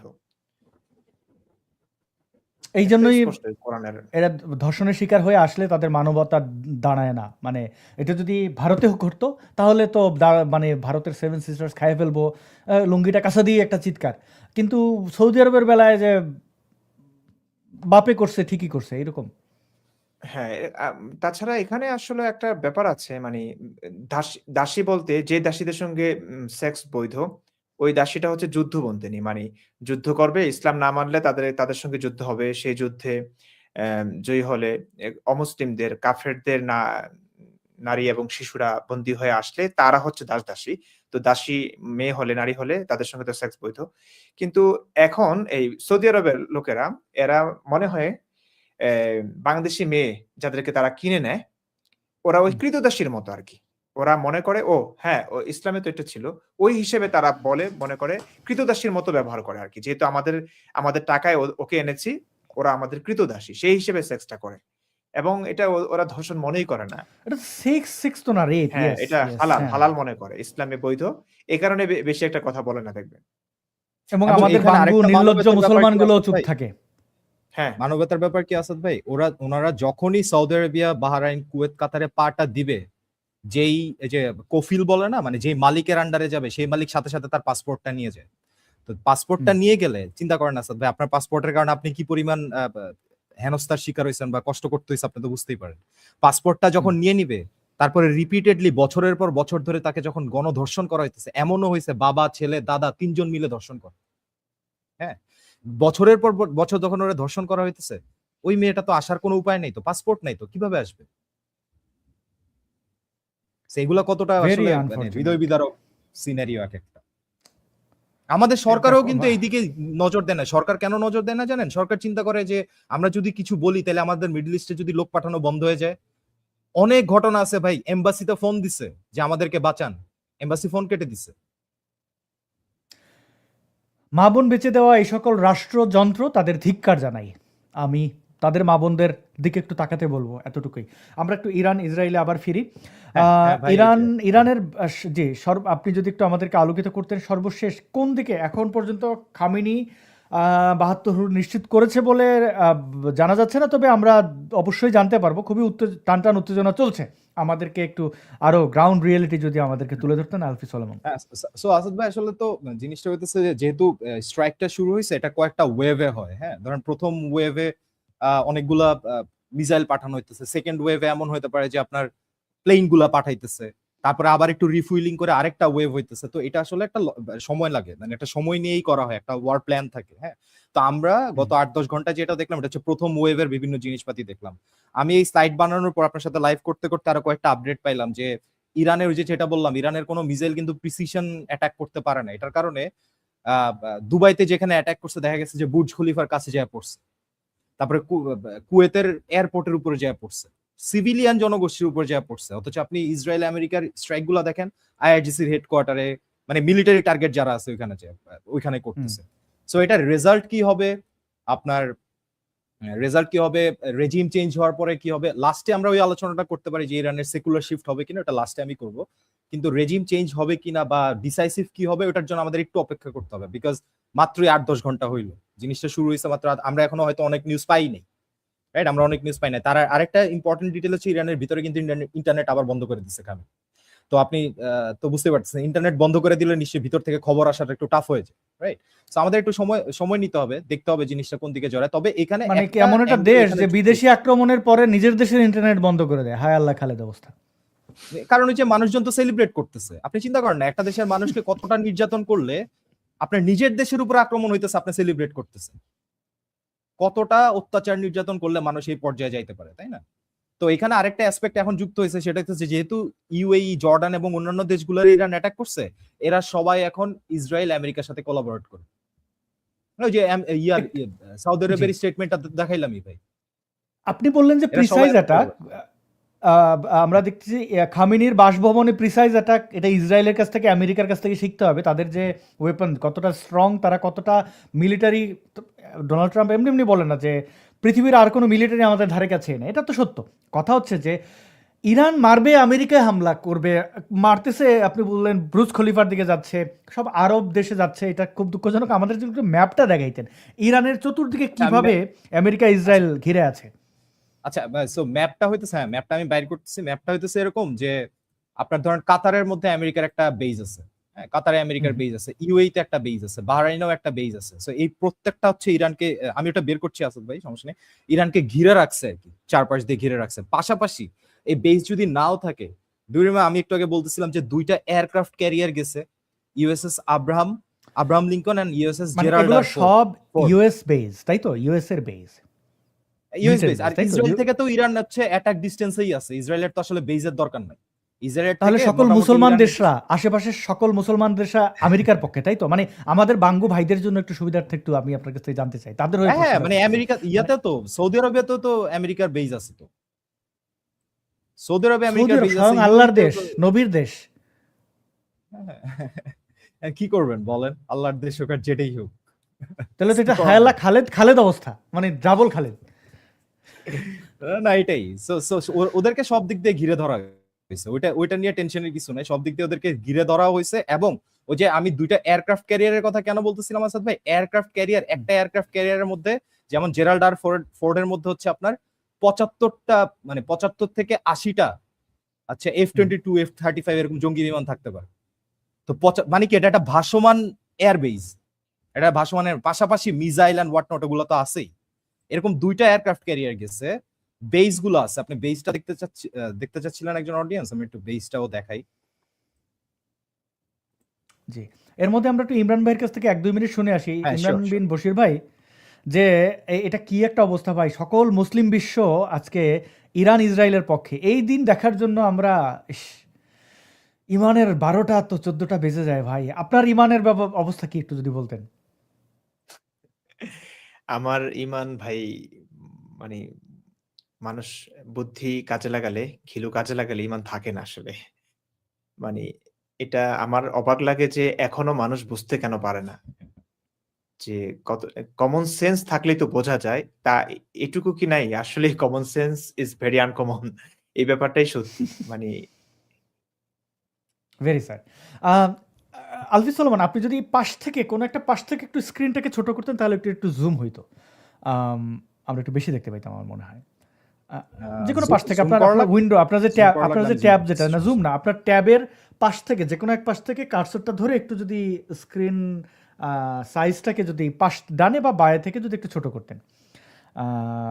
আচ্ছা, এটা একটা ব্রাউজারটাই এটা আর কি। ইয়া ভাই, আসাদ ভাই, এটা একটা ইন্টেলিজেন্স আচ্ছা, এটা একটা ওকে, ইন্টেলিজেন্স ওয়েবসাইট, তো এটা হচ্ছে ইয়ে করা যায় না, ইটস কাইন্ড অফ সফটওয়্যার আর কি। হ্যাঁ, তো এটা করা যায়। সো আমি জাস্ট ম্যাপটা দেখায় দিই আর কি, যেটা আপনারা দেখতে ওকে, চাইছেন। Please please so please if you please দেখেন। লুক অ্যাট ইট, এই যে হ্যাঁ, এই যে ইসরায়েল থেকে ইরানের ডিসটেন্স কিন্তু রাফলি sorry sorry around sorry 2000 kilometre, অত বেশি না। হ্যাঁ, হ্যাঁ, বড় হয়েছে জি। আচ্ছা, ঠিক আছে। সো রাফলি অ্যারাউন্ড 2000 কিলোমিটার আসাদ ভাই, ইসরায়েল থেকে ইরানের ডিসটেন্স। সো ইসরায়েলি টোটাল যে মানে ওয়ার মেশিনস যত যা আছে, এই সব কিছু হচ্ছে ইরানে পৌঁছানোর ক্যাপাবিলিটি ইসরায়েলের আছে, এবং ওরা তো এরিয়াল রিফিউলিং করে, অর্থাৎ আকাশেই রিফিউলিং করে। জঙ্গি বিমানটা যখন আকাশে উঠতেছে, এর মাঝখানে যদি তেল শেষ হয়ে যায়, ওটা হচ্ছে আকাশে আবার তেল ভরে ট্যাঙ্কার দিয়ে, রাইট? তো ইসরায়েলের হুম। কাছে আছে, মানে ইসরায়েলের নখদর্পণে আছে ইরান। আবার মোটামুটি সিরিয়াও কিন্তু ইসরায়েল দখল করে, মানে ইসরায়েল দখল তো ঠিক না, সিরিয়ার ওই যে আসাদ রেজিম পড়ে যাওয়ার পরে সিরিয়ার উপরে ইসরায়েল আমেরিকার একটা কন্ট্রোল চলে আসছে। সাউদি আরবিয়াতে বেজ আছে, কুয়েতে বেজ আছে, ইরাকের এখান থেকেও আসলে অ্যাটাক করতে আরেকটু পারবে যদি ইরান, জুম করতেন ইরান। ভাই, আরেকটু জুম ইউএতে করে আমাদের বেজ আছে। দেখাইতেন, হ্যাঁ, আরেকটু যদি আচ্ছা জুম করে দেখাইতেন। আচ্ছা, আই এম শিওর দেখাইতেছি। সো এতগুলা বেস থাকার কারণে কি হয়েছে আসাদ ভাই, মানে ইরান এসেনশিয়ালি ওদের হাতের মুঠোতে আর কি। এখানে হলুদ ডট কারা আর লাল ডট কারা? না, এটা অনেকগুলো। এখানে হচ্ছে আপনার এখান থেকে কোন জাহাজ চলতেছে, কি চলতেছে, হলুদ ডটটা বিষয় না, আমি জাস্ট ম্যাপটা দেখাই, ইয়েগুলা দেখাইলাম, বেস গুলা দেখাইলাম। ওকে ওকে, মানে এটা হচ্ছে ওভারঅল চিত্র আর কি, কয়টা প্লেন চলতেছে, কয়টা জাহাজ চলতেছে, ওইটা এখানে রিলেভেন্ট না, রিলেভেন্ট হচ্ছে বেস গুলা, তাই তো? এই যে এখানে কুয়েতের এখানে বেস আছে, কাতারের এখানে বেস আছে, বাহরাইনে বেস আছে, দুবাইতে বেস, মানে দুবাই মানে ইউএই তে বেস আছে, সাউদি আরবিয়াতে বেস আছে, এই সাউদি আরবিয়াতে এখান থেকে বেস আছে। তো এরা সবাই মিলে সবাই কিন্তু চারপাশে ইরানের ঘিরে ঘিরে ধরা। আর ইসরায়েল তো ইরানের মানে ইয়াতেই আছে, রিচের মধ্যেই আছে। তো এটার ফলে আসাদ ভাই, ওই যে উনিও যেটা দেখতে চাইছিলেন, আপনিও বলছেন, এটার ফলে যেটা হয়েছে, ইরানকে অ্যাটাক করার জন্য ইউএসএ আর পাশাপাশি জেরাল্ড আর ফোর্ড এবং ইউএসএস আব্রাহাম লিঙ্কন, যে দুইটা এয়ারক্রাফট ক্যারিয়ার, এগুলো হচ্ছে ইসরায়েলের কোস্টে আছে, if I am not wrong, এই সাইপ্রাসের এখানে আছে। তো এখান থেকেও জঙ্গি বিমানগুলো বা যুদ্ধ বিমানগুলো হচ্ছে টেক অফ করতে পারবে। হ্যাঁ, এর ফলে ভাই ইরানে অ্যাটাক করার জন্য আসলে মানে ওরকম কোনো ব্যাক প্রবাহিত হবে না, এবং ওইটা ব্যাক প্রবাহিত হয়ও না। এটার জন্যই আমরা কনস্ট্যান্টলি অ্যাটাক দেখতেছি একটু পর। আমি আপনাকে বলছিলাম না যে একটার পর একটা ওয়েভ হবে আর কি। কারণ এই ওয়েভে 50টা বিমান গেলে বম্বিং করে চলে আসলো। পরের ওয়েভে 1-2 ঘন্টা সময় নিয়ে পরের ওয়েভে আবার গেল, অ্যাসেসমেন্ট করলো যে কয়জন মারা গেছে, কি হয়েছে, কোন বেসটা ধ্বংস হয়েছে, অ্যাসেসমেন্ট করে পরের ওয়েভটা ঠিক করলো। এরকম করে চলতে থাকবে আর কি। এবং এই চলতে থাকাটা চলবে ততক্ষণ পর্যন্ত যতক্ষণ পর্যন্ত অবজেক্টিভটা, লক্ষ্যটা পূরণ না হবে। লক্ষ্যটা কি? ওই যে ট্রাম্পের সেই বক্তব্য, লক্ষ্য কিন্তু ট্রাম্প ক্রিস্টাল ক্লিয়ারলি বলে দিচ্ছে, এবং নেতানিয়াহু বলছে। আপনি হিব্রুতে নেতানিয়াহুর কথা যেটা বলছেন, ট্রাম্প বলছে যে আমাদের লক্ষ্য হচ্ছে যেটা থ্রেট ইরানের রেজিম, সেই রেজিমকে এলিমিনেট করা। আর হিব্রুতে নেতানিয়াহু বলছে যে ইরানের সেই স্বাধীনতাকামী যারা মানুষ আছে, তাদের জন্য তাদের স্বাধীনতা অর্জনের ক্ষেত্র প্রস্তুত করে দেওয়া হচ্ছে আমাদের লক্ষ্য। কথা কিন্তু একই, যে দোনোজন একই কথা বলছে, যে সাধারণ মানুষগুলা তাদের স্বাধীনতা অর্জনটা হচ্ছে আমাদের লক্ষ্য। এবং মোদ্দা এখানে কথা আরেকটা আমরা জিনিস, আরেকটা 3 নাম্বার ভ্যারিয়েবল আসাদ ভাই, তারপর আপনি বলেন। 3 নাম্বার ভ্যারিয়েবলটা হচ্ছে, আমরা তো কয়েকদিন আগে ইরানের মানুষরা দেখছি খামেনির এগেইনস্টে প্রোটেস্ট করতে। তো ইসরায়েল আর আমেরিকা তো অ্যাটাক করতেছে, আমরা সাসপেক্ট করতেছি যে ইউএই বা অন্যান্য দেশও যুক্ত হবে। ওটার পাশাপাশি ইরানের ভিতরের যে মানুষরা আছে, যারা হচ্ছে রেজিমের এগেইনস্টে প্রোটেস্ট করতেছে, তারাও তো এখন হচ্ছে সুবিধা পাবে, মানে যে ও তো ব্যাটার্ড, মানে আহত তো, তাহলে ওরাও এখান থেকে প্রোটেস্ট করে আপরাইজিং করার সুযোগ পাবে। সো এটা সবকিছু মিলায় ইটস এ হোপফুল সিচুয়েশন, আমরা দেখতে থাকি কি হয় আর কি। এটা হচ্ছে মানে কামিং ডেজ। ইরানের এই জঙ্গিদের এখন এইবার আর রক্ষা নাই, এটা মোটামুটি আমরা নিশ্চিত। মোটামুটি বলা যায় আছে। অ্যালার্মিং। এইবার আমি একটু বাংলাদেশের উগ্রপন্থী মুসলমানদেরকে একটু ভেবে দেখার অনুরোধ করব। শেষের দিকে আমরা ভাববেন এটা, যে শিক্ষায় দীক্ষায় উন্নতি না ঘটালে শুধুমাত্র বাচ্চা জন্মাইয়া নারীদেরকে ধৈর্য পিটাইয়া, হ্যাঁ এই মেয়ে তোর বোরকা কই, এগুলা বলে আসলে কিচ্ছু করা যাবে না। এই মাদ্রাসায় পড়ে এই যে একটা কাছা মাইরা এগুলো করে কিচ্ছু করা যাবে না। উদাহরণ দেখেন, সৌদি আরবে মাদ্রাসা নাই, কারণ তারা জানে যে এখান থেকে কিচ্ছু হবে না। তারা ওইখানে গন্ডায় জন্মানোর কথা বলছে না, তারা বন্ধুত্ব করছে আমেরিকার সাথে। এই যে ভারত বিদ্বেষ দেখায় 7 সিস্টার্স খেয়ে ফেলবো বলে চিৎকার করে আমেরিকাকে বুকের মধ্যে এনে আপনি মিয়ানমারে হামলা করার জায়গা তৈরি করে দিচ্ছেন, করিডোর দিচ্ছেন। বুঝতে পারেন আপনি ব্যাটল গ্রাউন্ডে পরিণত হবেন। আমেরিকার ছোটোখাটো 2-1টা বোমার ব্যয় করতে হবে না আপনারা ধ্বংস করে দেওয়ার জন্য। আপনি শুধু চিৎকার করে কাঁদবেন, আপনার ওই কান্নার কোনো মানে নাই। আপনি মদ ব্যান করে বাবা খাবেন এবং ভাববেন যে আপনি আচ্ছা হালাল জিনিস খাচ্ছেন। এগুলো বাদ দিয়ে পড়াশোনা করেন, মুক্ত হন, উগ্রতা পরিহার করেন। আপনি জান্নাতে যাবেন, আল্লাহ বিল্লাহ করেন, কোনো অসুবিধা নেই। অন্যের ক্ষতি করার চেষ্টা করেন না, অন্যকে জান্নাতে নিয়ে যাওয়ার ঠিকা নিয়েন না। আপনি একজন নাস্তিক বইলে তার একটা কোপ দিয়ে জান্নাতে চলে যাবেন, এই চিন্তা করেন না। পুরো পৃথিবীতে দেখেন যারা জিহাদি ইসলামিস্ট, তারা কতটা মানবেতর জীবনযাপন করছে, গুহায় লুকিয়ে থাকছে। একটা দেশের প্রেসিডেন্ট, সে আছে নাকি মরে গেছে, গুহায় কোথায় যেয়ে লুকাবে এই চিন্তা করছে। এর চেয়ে লজ্জাজনক আর কি হতে পারে? একটা একটা আইডিওলজি পুরো বিশ্বের কাছে থ্রেট। এই এই এই উগ্রতার কারণে, এই বর্বরতার কারণে মুসলমান যারা, আমি মুসলমান না, আমার নাম নিয়ে এখনো বিপদে পড়তে হয়, এখনো লজ্জিত হইতে হয়। আমাকে না মানুষ ফ্যানাটিক মনে করে, আমি ভিকটিম হচ্ছি এই এই এই এই এই জঙ্গিগুলোর কারণে। আপনাদের লজ্জা করে না ভাই? আমাদেরকে শত্রু মনে করেন? আমরা তো মুনাফিক না, আমরা তো পিনাকি না। আপনাদের সোজাসাপটা বলি, ফ্যানাটিক চিন্তাভাবনা বাদ দেন। এই পৃথিবীর এত হাজারো উদাহরণ দেখে শেখেন ভাই। এখন 1400 বছর আগের সময় নেই, এখন জিহাদ ফিয়াদ, জান্নাত, হুর। ভাই পৃথিবী অনেক সুন্দর, আপনার কাছে ইন্টারনেট আছে, আপনার কাছে সব কিছু ইনফরমেশন আপনার পকেটে। আপনি জানেন, নিজের জীবনটাকে এনজয় করেন। তারপরে যদি আল্লাহ থাকে, ভগবান থাকে, গড থাকে, যেই থাকুক না কেন, আপনি ন্যায়ভাবে চলেন। আপনারে কোনো গড, কোনো ঈশ্বর, কোনো ভগবান, কোনো আল্লাহ শত্রু ভাবতে পারে না। আপনার পিতা, আপনার দেশ, যেখানে আপনি ন্যায়ের পথে থাকলে যতই চক্রান্ত করুক, আপনাকে কিন্তু বিপদে ফেলতে পারে না। সেখানে ঈশ্বর, আল্লাহ, গড, তারা কেন এত খারাপ হবে যে আপনারে বলবে যে তুই আল্লাহ মানুষ নাই, তুই আমার কোরআন মানুষ নাই, তুই খারাপ, তুই জিহাদ করস নাই, বোমা মারস নাই, তুই খারাপ? এটা কোনো ঈশ্বর, যদি আপনারা কেউ এই পৃথিবী যদি কেউ সৃষ্টি করতে পারে, তাহলে সে এত বড় গান্ডু না। একটা পুস্তকের কথা অনুযায়ী, বা কোথাকার কোন পানখোর মোল্লা এসে আপনারা বলবে, হ্যাঁ, ওই একটু আগে মানে শিশু বলাৎকার করে আইসা তার ইমানদণ্ড মুছতে মুছতে আপনারা এসে শেখায় যাও জিহাদ করো। এগুলো আপনি বাংলাদেশের জামাত ইসলামকে দেখেন নাই? তারা জান্নাতের টিকিট বিক্রি করছিল। এইভাবে আপনাকে প্রলোভন দেখায়, তারা মনে করে তাদের অনুসারীরা নির্বোধ। এই নির্বোধদের মাথায় কাঁঠাল ভেঙে খেতে চায়। আপনি কেন ব্যবহৃত হচ্ছেন? নিজের বুদ্ধি কাজে লাগান, শত্রু মিত্র চিনুন। আলফি সুলেমান, আপনি ওভারঅল আপনি যদি একটু র্যাপ আপ করতেন, তারপরে মুফতি ভাইয়ের কথা শুনে আমরা হ্যাঁ, sure. শেষ করতে। আসলে ভাই, আপনার আগের কথা টেনে জাস্ট একটা কথাই বলি, এই যে ফ্যানাটিসিজম মানুষকে কোন জায়গায় নিয়ে যায়। দেখেন সৌদি আরবিয়া বা ইউ এর ভিতরে আসলে আমেরিকার বেসটা কেন, বা দুবাইয়ের বিচের মধ্যে আমরা কেন দেখি যে দুবাইয়ের বিচ দেখলে আমাদের কেন আমেরিকার বিচ মনে হয়। হ্যাঁ, দুবাইয়ের মধ্যে যে কোনো হলিডের ছবি যদি আপনি দেখেন, আপনার মনে হবে যে এটা আমেরিকা বা কানাডার একটা ছবি। সেটা কেন? বিকজ তারা সেই ফ্যানাটিসিজমটা থেকে বের হয়ে আসছে। ফ্যানাটিক হইলে কি হবে? ফ্যানাটিক হইলে আপনার হচ্ছে ভাই ওই যে গর্তে লুকাইতে হবে।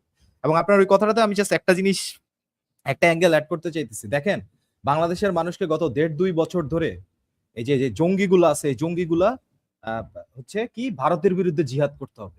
এদের কোনো ধারণা আছে? নিউক্লিয়ার বাদ দেন, কোনো একটা দেশ যখন নিউক্লিয়ার ক্যাপাবিলিটি গেইন করে, নিউক্লিয়ার বম ছাড়াও তার অন্যান্য মিলিটারি হার্ডওয়্যার কোন লেভেলে থাকে, সেটা পাকিস্তানও ইভেন। পাকিস্তানের যেহেতু বা ইন্ডিয়ার বা অন্যান্য যে নিউক্লিয়ার ক্যাপাবল দেশগুলো আছে, তাদের যেহেতু নিউক্লিয়ার বম আছে, তাদের অন্যান্য ওয়ার ক্যাপাবিলিটি অনেক উপরে। আপনি কি বলতেছেন আপনি তার সাথে গাজাতুল হিন্দ করবেন, আপনি সেভেন সিস্টার্স দখল করে ফেলাবেন, আপনি চিকেন নেক কাইটা দিবেন? ভাই, আপনার তো একটা এয়ার ডিফেন্স সিস্টেম নাই। আপনার প্লেন স্কুলের ভিতরে যায় ক্র্যাশ করে। আপনার যে জঙ্গি বিমান, 15টা জঙ্গি বিমান আছে, যুদ্ধ বিমান আছে, এগুলো হইতেছে 1960 সালের রাশিয়ান সোভিয়েত আমলের। সোভিয়েত ইউনিয়ন কলাপস হয়ে গেছে 1990 সালে। সেই 1960 সালের আপনার মিগ 20 কত, মিগ 13 না মিগ 14 না মিগ 21 নিয়ে আপনি বলতেছেন কি, যেগুলো আবার আপনার স্কুলের ভিতরে ঢুকে যায়, আপনার দেশের বাচ্চারা মারা যায়। ওর দেশের প্রেসিডেন্ট হেলিকপ্টার ক্র্যাশে মরে যায়, আর কার কথা বলবো? ওই দেশের প্রেসিডেন্ট হেলিকপ্টার ক্র্যাশে মরে যায়। ইসরায়েল অ্যাটাক করে হামাস নেতা মেরে ফেলে ওর মিলিটারি এরিয়ার ভিতরে। সো এটা করলে কি হবে ভাই? আপনি এইসব করতেছেন না, at the end of the day ওই যে গাজার মধ্যে যেরকম দেখছেন, গাজার প্রচুর লাফাইছিল, হ্যাঁ, আমরা ইসরায়েল দখল করে ফেলবো, আমরা ইসলামের পতাকা উড়াবো, হ্যাঁ, জেরুজালেমে আমরা ইসলামের পতাকা উড়াবো, এই করবো সেই করবো। কি হয়েছে আজকে? গাজার দিকে তাকান তো, গাজার একটা ভিডিও দেখেন তো, একটা বিল্ডিং নেই। থাকবে কেন? আপনি এইসব অ্যাটাক করতে যাবেন তো? ঠিক একইভাবে বাংলাদেশে যে জঙ্গিরা গত 1.5-2 বছর ধরে মানুষকে উস্কাইছে, হ্যাঁ, মানুষকে উস্কাইছে হচ্ছে ভারতের এটা ছিঁড়া ফেলতে হবে, ওটা ছিঁড়া ফেলতে হবে। ভাই, ওর ছিটতে গেলে তো পুরো বাংলাদেশ নিয়ে টানাটানি শুরু হয়ে যাবে, তখন আপনারা বাঁচাবে কে? কেউ বাঁচাইতে আসবে না। সো চিন্তা ভাবনা করেন। আসলে আপনার ওটার সাথে আমি জাস্ট এটা অ্যাড করলাম। সো আমরা যদি আবার ইরান কনফ্লিক্টে ফিরে যাই ভাই, এখানে একটা স্ট্র্যাটেজিক ব্যাপারও হয়েছে। গত 3-4 দিন আগে থেকে যেহেতু পাকিস্তান আর আফগানিস্তান কনফ্লিক্টে জড়ায় গেছে, আমেরিকা কবে ইরানে অ্যাটাক করবে এটার জন্য কিন্তু মানুষ অনেক দিন ধরে অপেক্ষা করতেছিল। আমেরিকাও চারপাশে ওয়ারক্রাফট এন্ড হোয়াট নট এগুলো জড়ো করতেছিল। কিন্তু টাইমিংটা যদি আপনি খেয়াল করেন, পাকিস্তান এবং আফগানিস্তানের সাথে কিন্তু ইরানের বর্ডার আছে। এখন এরা যদি নিউট্রাল পজিশনে থাকতো, তখন ইরানের সাথে কনফ্লিক্ট হলে ওই কনফ্লিক্টে কিন্তু পাকিস্তান আর আফগানিস্তান থেকে জঙ্গি মঙ্গিরা যাইতে পারতো ইরানের ভিতরে ইরানকে হেল্প করার জন্য। তো যখন ওরা কনফ্লিক্টে জড়ায় গেছে, this is a very fine time, যে যখন আমেরিকা আর ইসরায়েল অ্যাটাক করবে। ঠিক এই কারণে এই সময়টারে বেছে নিছে ওরা অ্যাটাক করার জন্য। এখন এই অ্যাটাকের রেজাল্ট কি হতে পারে? আমরা দেখছি যে প্রেসিডেন্টরে অ্যাটাক করছে, খামেনিরে অ্যাটাক করছে।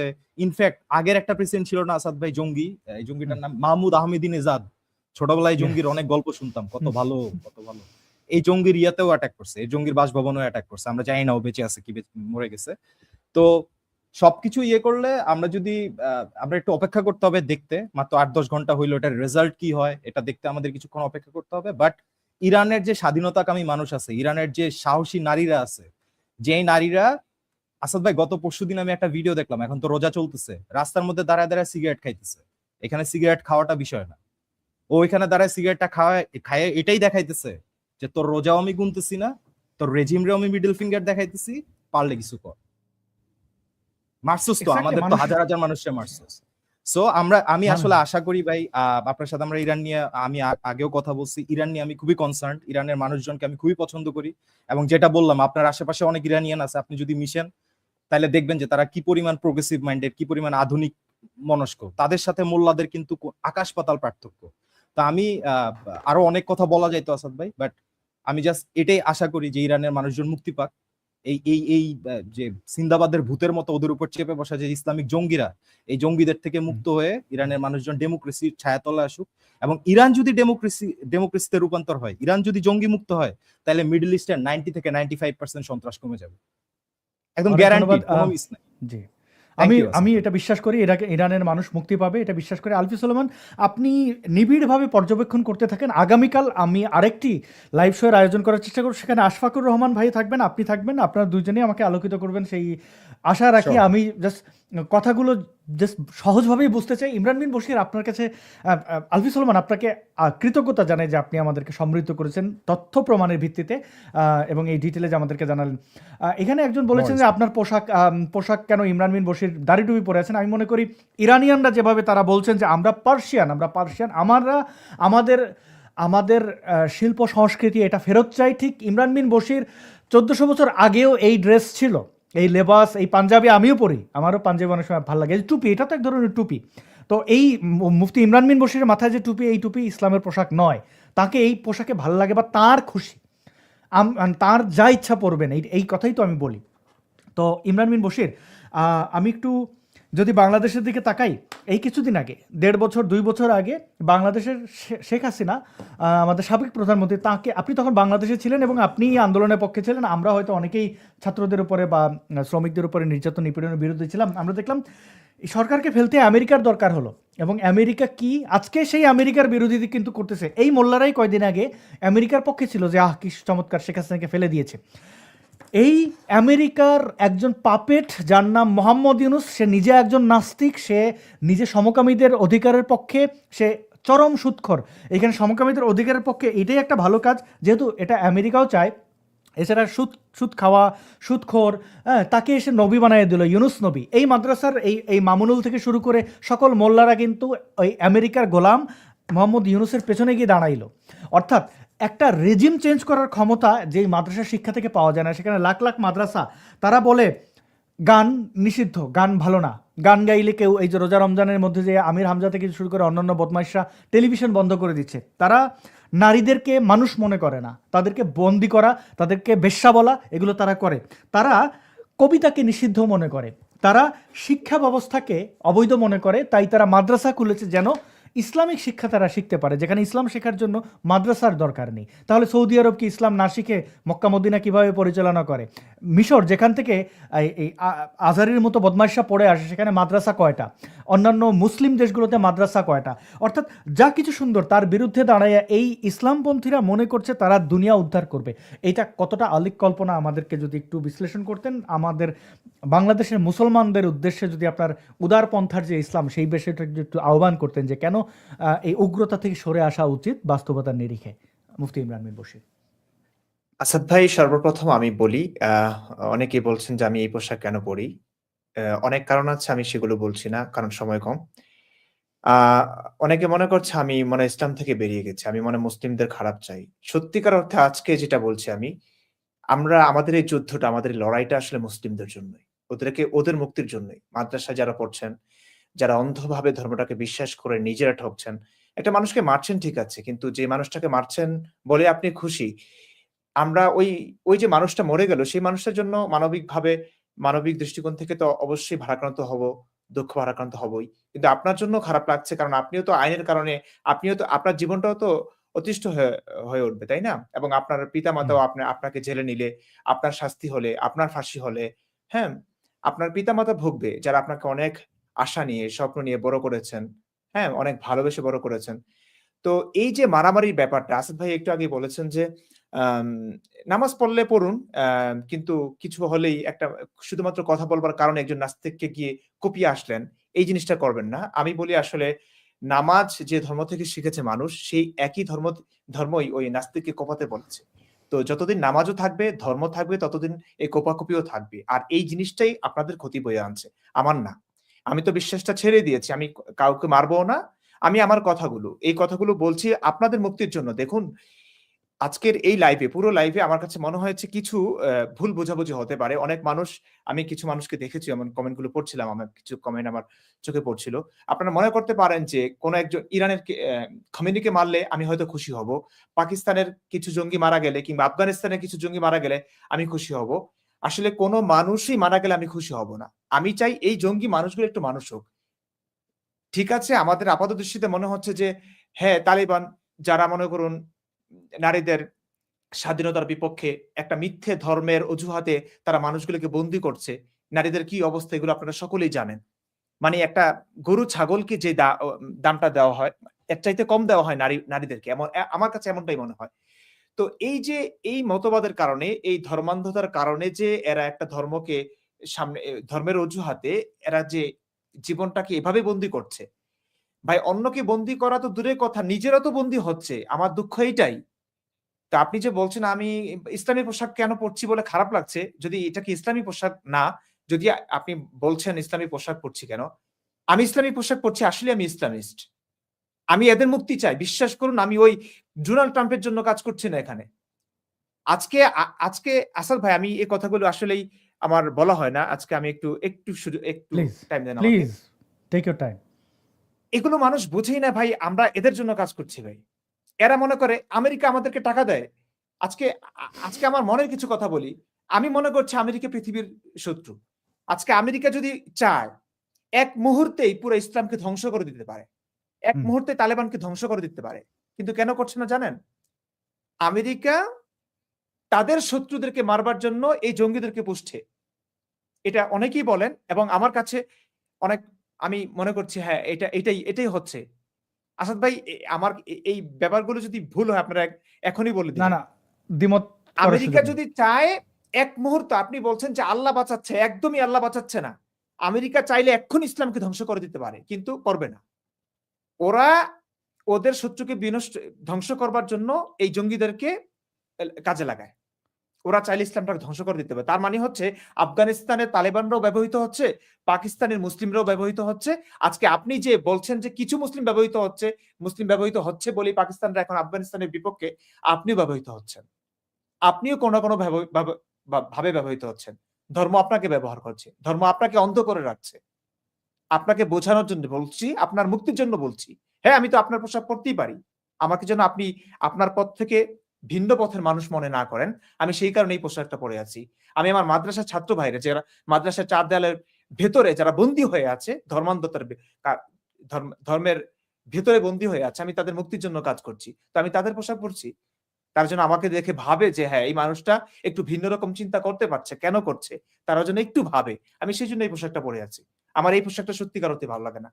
আমি অন্য পোশাকও পরি আসাদ ভাই। এই দেখেন, আমার এই পাঞ্জাবির নিচে কিন্তু একটা শার্ট। আমি পরে আসছি। আমি শুধু বোঝাতে চাই যে আপনারা আমাদেরকে শত্রু ভাবছেন, আসলে আমরা আপনাদের শত্রু নই। একদিন বুঝবেন, শুধুমাত্র ধর্মান্ধতার এই কালো চশমাটা দূর হোক, তখন বুঝবেন আমরাই আপনাদের আ আপন। আমরাই আপনাদের বন্ধু। আমেরিকা ব্যবহার করছে, পুরো পৃথিবী আপনাদেরকে ব্যবহার করছে। আজকে কিছুদিন আগেই না পাকিস্তান এই আফগানিস্তানের পক্ষে ছিল, উল্লাস করেছিল আফগানিস্তান তালিবান ক্ষমতা আসার কারণে। এখন সেই পাকিস্তান তালিবানের বিপক্ষে কেন? ব্যবহৃত তো হচ্ছে, অন্তত এটুকু তো বুঝতে পারছেন যে পাকিস্তান ব্যবহৃত হচ্ছে, কেউ তাদেরকে ব্যবহার করছে। কেন বোঝেন না যে আফগানিস্তানও ব্যবহৃত হচ্ছে, আপনারাও ব্যবহৃত হচ্ছেন? বুঝবেন এই আফগানিস্তান তো ভারতের সাথে এসে টাই আপ করলো টিকতে না পেরে, তার পাশে তো কোনো সেটাই। মুসলিম দেশ দাঁড়াইলো না যে সেভেন আমরা সিস্টার্স খাইয়ে ফেলার কোনো কথা মানুষ বলে। মারা গেলে আমরা খুশি না আসলে, কিন্তু আপনারা একটা মানুষকে শুধুমাত্র কথা বলার জন্য মেরে ফেলছেন। এই যে ভারতে ডিবেট করে, ভারতের উচিত, আমি বলবো যে যতদিন মুসলিম থাকবে ততদিন এরা মানুষকে মারবে। এই যে এক্স মুসলিম ভারতের ভাই, ভারতের মতো মাটিতে, ভারতের মাটিতে যেখানে সংখ্যাগরিষ্ঠ হচ্ছে হিন্দুরা, সেখানে মুসলিমরা এক্স মুসলিমদেরকে মারলো, আঘাত করলো। তো এরা আবার ডিবেটের কথা বলে। ডিবেটের আগে এদেরকে মারা উচিত। তোমরা যে ধর্ম দিয়ে মানুষকে মারো, তোমাদের তো রাখাই উচিত না। যে ধর্মে আছে মানুষ মারার কথা, যে ধর্মই আছে শুধুমাত্র কথা বলার জন্য মানুষকে মেরে ফেলতে হবে, সেই ধর্মই তো টিকিয়ে রাখা উচিত না। আজকে যদি মানবতা, যারা মানবতার কথা বলে না, তারা যদি মানবতা মানতো, তারা তো আপনাদেরকে ধ্বংস করে ফেলতো। কিন্তু ধ্বংস যে করছে না, এটার পিছনেও তাদের ষড়যন্ত্র আছে। আপনাদেরকে বাঁচিয়ে রেখেছে তাদের শত্রুকে ধ্বংস করবার জন্য। এই জিনিসটা কেন বোঝেন না আপনারা? সত্যিকার অর্থে আমেরিকা না ভারত না ইসরায়েল কে ভাই চিনিও না, কোনো মানুষের সঙ্গে কথা হয়নি। আমি বাঙালি মানুষ, আমি বাংলাদেশের মানুষের মুক্তি চাই, আমি মাদ্রাসার ছাত্র ভাইদের মুক্তি চাই, আলেমদের মুক্তি চাই। আমি এখনো এই ড্রেস পরে আছি এই কারণে, আমি আপনাদের মানুষ। ব্যাস এটুকুই বলতে চাই। অনেক ধন্যবাদ ইমরান বিন বশির, আপনি আমাদেরকে আলোকিত করে যাচ্ছেন ইসলাম সম্পর্কে। আমরা অনেকেই অনেক বিষয় জানতাম না, জানছি। প্রিয় দর্শক, আপনাদের কাছে কৃতজ্ঞতা, একটা বড় সময় ধরে আপনারা দেখছিলেন, শেয়ার করবেন লাইভটি, সেই অনুরোধ জানাচ্ছি। সাথে আসাদ আরো ভাই, কিছু জিনিস শেষ দেখাই। করার আগে যে আমি জাস্ট যদি আমাকে 20 সেকেন্ড দিতেন আর কি। হ্যাঁ, 20 সেকেন্ড কেন, আপনি আরো নেন। প্রিয় দর্শক, না, আপনারা না, একটু লাইভটি আমি শেয়ার আসলে একটা করবেন, সিম্বলিক এর জিনিস অনুরোধ। দিয়ে শেষ করতে চাই। একটা সিম্বলিক জিনিস দিয়ে শেষ করতে চাই। আপনারা জানেন যে ইসলাম যে আপনারা যে গত 1.5 বছরে বাংলাদেশে সিনেমা হলে আক্রমণ হইতে দেখছেন, কনসার্ট বন্ধ হইতে দেখছেন, নাটক বন্ধ হইতে দেখছেন, বাউলদেরকে স্লোগান শুনছেন না যে একটা বাউল ধরে জবাই কর। এটা কারণ কি? ইসলাম যেখানে ঢুকে সেখানকার যে নেটিভ কালচার আছে, সেই কালচারকে ইরোড করে দেয়, সেই কালচারকে মুছে দিয়ে ইসলামিক কালচার ঢুকাইতে চায়। ইরানেও এটা হয়েছে, ইরানে তারা ইসলামিক রিপাবলিক বানাইছে। Iran, Persia, Imran bin Bashir, I am sure আপনিও জানেন, আসাদ ভাইও জানেন, পার্সিয়া বা পারস্য সাম্রাজ্য হচ্ছে পৃথিবীর অন্যতম প্রাচীন একটা সভ্যতা। এবং আপনি যদি পৃথিবীর ইতিহাস জানতে চান, পারস্য সভ্যতার ইতিহাস আপনারা জানতে হবে। সেই পারস্যকে আজকে সেই পারস্যের উপরে ইসলামিক জঙ্গিরা ভর করে বসে আছে। তো ইরানের আপনারা বর্তমানে যে পতাকাটা দেখেন, ওই পতাকাটা কিন্তু ইরানের আসল পতাকা না, এটা হচ্ছে ইসলামিক রিপাবলিকের পতাকা। ইরানের আসল পতাকা হচ্ছে এই যে rising sun and the lion, অর্থাৎ সিংহ এবং সূর্য, এটা হচ্ছে ইরানের আসল পতাকা। সো আমরা, আসাদ ভাই সরি আপনার লাস্টে থামাইছি, আমি আশা করি যে ইরানে আবার এই সূর্যটা উঠবে, ইরানে আবার এই পতাকাটা উঠবে। এই পতাকা নিয়ে নামার কারণে বহু ছেলেপেলেকে খুন করছে খামেনি। তো আমি চাই, আমরা সবাই চাই যে ইরানে এই পতাকা আবার উঠবে এবং ইরানের যে রিচ এবং প্রচুর সমৃদ্ধ যে সভ্যতা, সেই সভ্যতা আবার হচ্ছে আপনার আগের জায়গায় ফিরে যাবে। আমরা সেই ইরানকে আবার দেখতে চাই। থ্যাংক ইউ আসাদ ভাই। অবশ্যই ইরান মুক্তি পাবে। আলফি সুলেমান, আপনার ইউটিউব চ্যানেলটি অনেকেই চেয়েছেন। দর্শকদের বলি যে এই ইউটিউব ভিডিওর, আমার ইউটিউব চ্যানেলের ডেসক্রিপশনে, এই ভিডিও ডেসক্রিপশনে দেওয়া থাকবে এবং কিছু প্রশ্ন আমি রাখি। দর্শক কিছু কমেন্ট করেছিলেন, সেগুলো চ্যানেল নাই, আমার ফেসবুক পেজ আছে একটা এই নামেই, সো ওইটা আপনি কমেন্টে দিলে, মানে ইয়াতে ডেসক্রিপশনে দিলে দিতে হবে। ওকে, আমি তাহলে ফেসবুক পেজটা দিয়ে দিচ্ছি। এখানে অনেকে অনেক ধরনের কমেন্ট করেছেন, কেউ থ্যাঙ্কস পাঠিয়েছেন, ধন্যবাদ। আমি মানবতার পক্ষে বলেছেন, অনেক ধন্যবাদ। এগুলো ইহুদ্দিন আসরাদের চক্রান্ত, এগুলো আবার অনেকে বলেছেন মজা করে হয়তো। তারপরে একদম শেষের দিকে আসাদ ভাই আপনার সাথে কথা বলতে চাই, এই কথাটি যিনি বলেছেন, ভাই কথা বলা তো আমিও চাই, কিন্তু এটা সম্ভব হয় না, মানে এত মেসেজেস থাকে। আপনি বলেছেন যে আমাকে অনেকগুলো ইমেল করেছেন, কিন্তু আমাকে ইমেলের রিপ্লাই পান না। আপনি হয়তো অনেকগুলো ইমেল না, একটা ইমেল করবেন এবং ইমেল হবে 3-4 লাইনের মধ্যে, তাহলে ইমেলের উত্তর পাবেন। বড় ইমেল হলে আমি পড়তে পারি না। আমাদের টিম বড় করার জন্য অনেক চেষ্টা করেছিলাম, সেটার জন্য সেই অর্থে টাকা পয়সা নাই যে একজন মানুষকে ফুল টাইম রাখা, মানে তিনি যেন সম্মানই পান, কাজ করেন, তো সেটা পসিবল হয় না। আমি যদি সামনে আরও আর্থিকভাবে সমৃদ্ধ হতে পারি তাহলে এটা করব। এবং আপাতত যেটা করতে পারেন, আপনার যদি বেশি কিছু বলার থাকে, আপনি আমার এই যে এটা হচ্ছে আমার ফেসবুক প্রোফাইল, এই প্রোফাইলটি আপনি আসাদুজ্জামান নূর, এটা আমার পুরো নাম, এই প্রোফাইলের লিঙ্কটাও দেওয়া থাকবে। আপনারা সেখানে গিয়ে মেসেজ করতে পারেন। মেসেজ আপনি ভয়েস মেসেজও পাঠাতে পারেন যদি আপনার বেশি কিছু বলতে হয়, তাহলে ভয়েসটা অনেক দ্রুত শোনা যায়। কিন্তু আমি আমার ইমেল অন্য একটা ডিভাইসে ব্যবহার করি হ্যাকিং থেকে বাঁচার জন্য। তো জানেন যে গুগল অতটা নিরাপদ নয়। তো সেই ক্ষেত্রে সময় ইমেল ওপেন করা হয় না, এবং ইমেল ওপেন করলেও বড় ইমেল পড়া হয় না। আর এখানেও যদি একাধিক কমেন্ট কেউ করেন, বারবার স্প্যামিং বলা হয় এটাকে, তো এটা কেউ করে থাকলে তাকে ব্লক করে দেই। কারণ আমি সবার কমেন্ট পড়তে হবে এই স্বার্থে, কারণ যেহেতু সবার জন্য কথা বলি, তো কেউ এসে পরিবেশ নষ্ট করলে তাকে আসলে সরাতে হয় বাধ্য হয়ে, এটা কিছু করার নেই। এমনকি কেউ যদি নির্দিষ্ট কোনো ধর্মের বিরুদ্ধে স্পেসিফিক বিদ্বেষ ছড়ান, আমি দেখেছি অনেক হিন্দু ব্যক্তিরা এসে ইসলাম মুক্ত সমাজ চায়। আরে ভাই, আপনার ইসলাম নিয়ে সমস্যা কি? আপনি আপনার ধর্ম নিয়ে থাকেন, আপনি আপনার ধর্ম যেটা এটারই করেন। মানে ওই যে এক ধর্মের থেকে আরেক ধর্মকে ঘৃণা করা, যেভাবে বাঙ্গু মুসলমানরা তারা এই উগ্রপন্থীরা তারা মনে করে যে হিন্দুরা নিপাত যাক, সেভেন সিস্টার্স খাইয়ে ফেলবো, টোটাল মালাউন ডেথ নামের পেজ তৈরি করে, দে অল আর সেম। আমরা এই ধরনের ফ্যানাটিকদের বিরুদ্ধে সংগ্রাম চালিয়ে যাচ্ছি, যাব, এটা চলতে থাকবে। এবং আরও কিছু মন্তব্য আছে, সেই মন্তব্যগুলো আমি পরে দেখার চেষ্টা করবো। আপনাদের মন্তব্যের জন্য ধন্যবাদ, পাশে থাকার জন্য ধন্যবাদ। শেয়ার করবেন, ছড়িয়ে দেবেন, সবার মাঝে যেন এই কথাবার্তাগুলো যায়, এটাই আমাদের কামনা। এবং মুফতি ইমরান বিন বশিরের অনেকগুলো চমৎকার ভিডিও আমি সম্প্রতি দেখছিলাম। তিনি একটা দীর্ঘ সময় ধরে অনুপস্থিত ছিলেন বলে একটু রিচ কম আছে। ইমরান বিন বশির ভাইয়ের ইউটিউব চ্যানেলের ভিডিওগুলো দেখবেন, সেটা আশা করি। এবং আমাদের বিভিন্নভাবে কমেন্টের মাধ্যমে এবং ইমেল বা বিভিন্নভাবে আমাদেরকে সমৃদ্ধ করবেন। আপনারা যার জায়গা থেকে তথ্য সংগ্রহ করবেন, মিম তৈরি করবেন, ভিডিওর গুরুত্বপূর্ণ অংশ কোনো ফ্যানাটিক মোল্লা কোনো বক্তব্য রাখলে সেগুলো কেটে আপলোড করবেন সেখান থেকে, বা আমাদেরকেও পাঠাবেন। আমাদের কাজটা একটু সহজ হয়ে যায়। আমরা ওই যে বলে না, 10 মিনিটে করি কাজ, হারিজিতি নাহিলাজ। আমরা এই ফ্যানাটিসিজম এই সমাজ থেকে দূর করব। আমরা হিন্দু, বৌদ্ধ, খ্রিস্টান, মুসলিম যারাই আছি একসাথে মিলেমিশে থাকবো। যার যা মনে চাই তাই করবে।